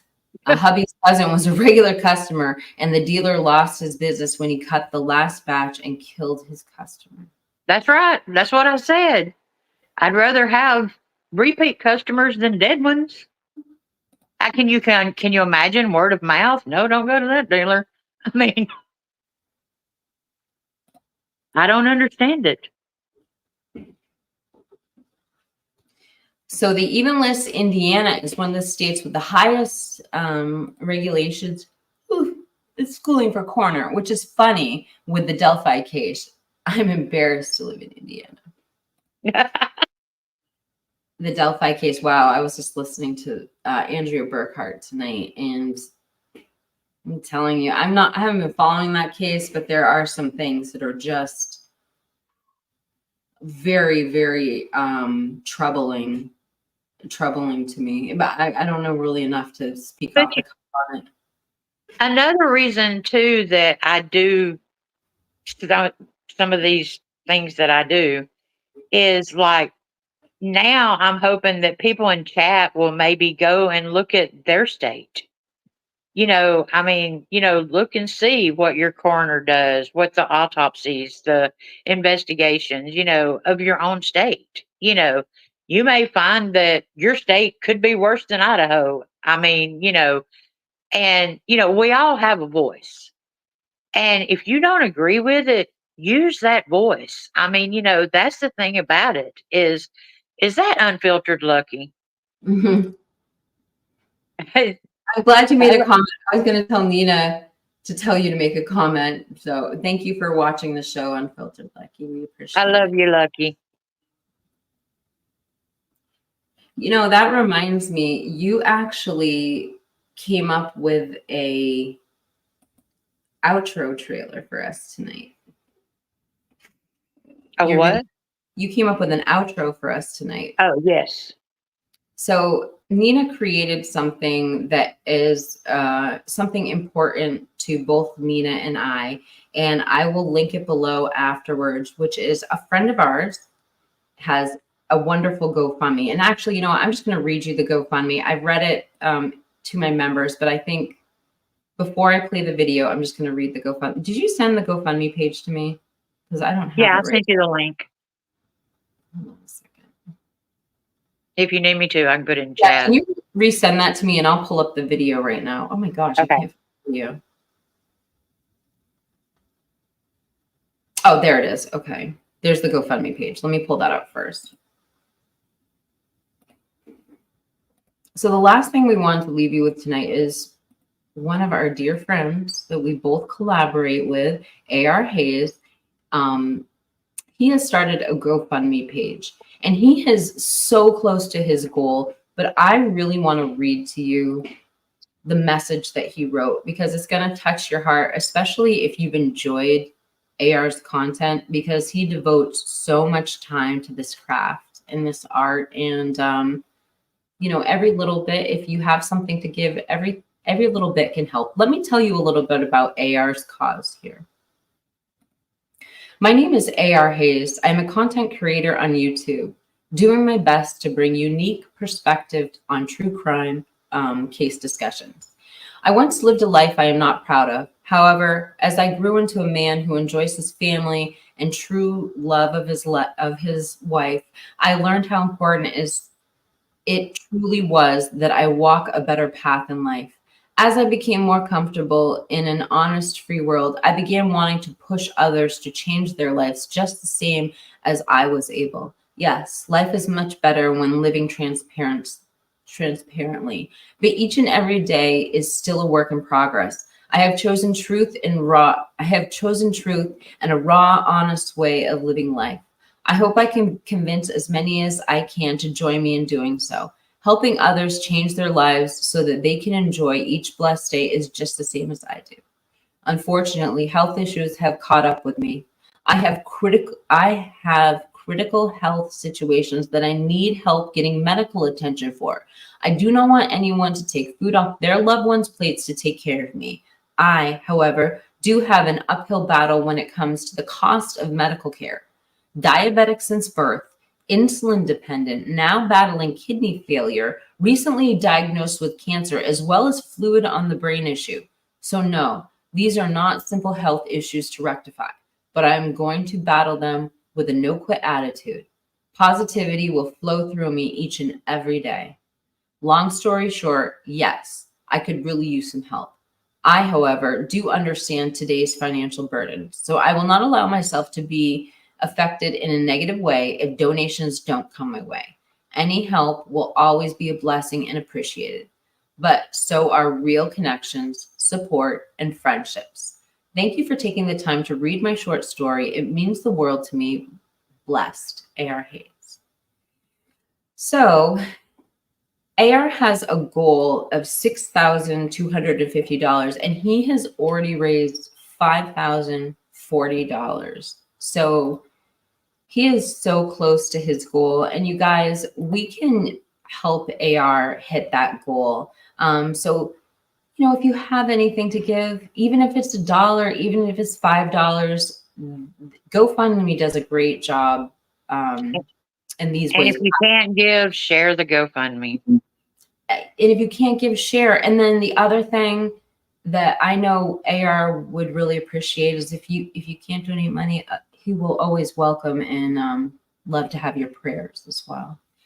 So in the spirit of that, and to honor our friend, Nina created a beautiful video for AR, which I'm going to play for you. I just have to pull it up in Discord. Hold on. I don't know if I can.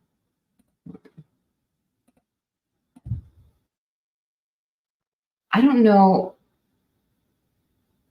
Oh, I And I'm remember. gonna be honest with y'all. I mean, this, you know, AR is a proud man. You know, and you know, that's the thing about it is, you know, if and he and Jen, y'all, they are like the epitome of the love story. I know. They're a beautiful couple. And yeah, we're lucky to have both of them on YouTube. It's not always that you get a husband and wife that will come on and do live streams like that. It's awesome energy. I just uploaded that video. Hold on. So this is some of Nina's art. And Nina, I'm going to put shoot, I don't know if I have a banner for you. Hold on, let me see. I must. You just haven't been on the show in a while, so it's way there. I'm going to put, oh no, this is the last one I have for you. People are afraid to put me on panel. I'm not afraid. All right, let me get a banner up here for you while we're playing your video. Is there an underscore? Oh, I see. Warning label underscore Nina. Okay.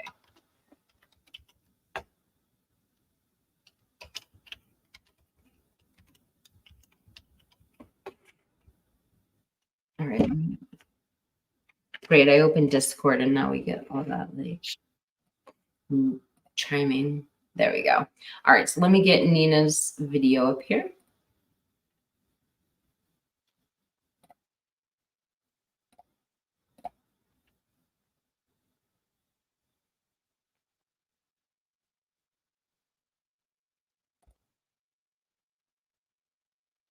It's loading.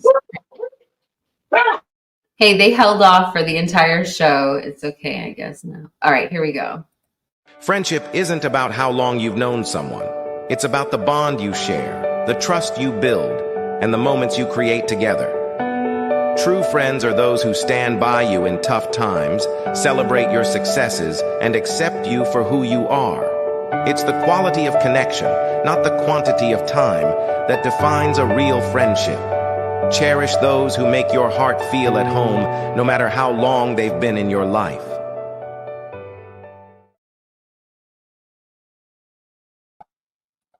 That was beautiful. Thank you so much for sharing that with us. And to the rest of you out there, oh, let me put your banner back up so the folks know where to find you. And to the rest of the people watching tonight, to my viewers, I just want you to know you're everything to us, and the show wouldn't be anything without you. So please leave your comments. Let us know what you want to hear more about. Let us know what interested you about this, and let us know your opinions, because like I said, it's a viewer-driven show. We want to know what you think. And I also want to say thank you to my mods who showed up and kept the chat clean. I really appreciate you. And thank you for such an active live chat tonight. It really brought the energy to the show, and you guys fill in the blanks where we don't, you fill in the blanks in our show. So Nina, do you have anything coming up this week you'd like to tell the folks about on your channel before we go? I have nothing. Yeah, like I said, I'm working with a creator to help me straighten my channel out and, you know, focus more and, you know, get it a little more professional, because, you know, I'm just me and I just put stuff out there. And so, you know, this creator's reeling me back in and being a great mentor. So I'm rebranding before I get started. Can't wait to see what you have coming up. And you'll definitely have to join me again when we finish off talking about the story that Rochelle had brought me regarding these statistics, because we only scratched the surface, you guys. There's a lot to talk about, and it looks like Nina can put it into context for us when we do talk about it. So we'll have to have you back. And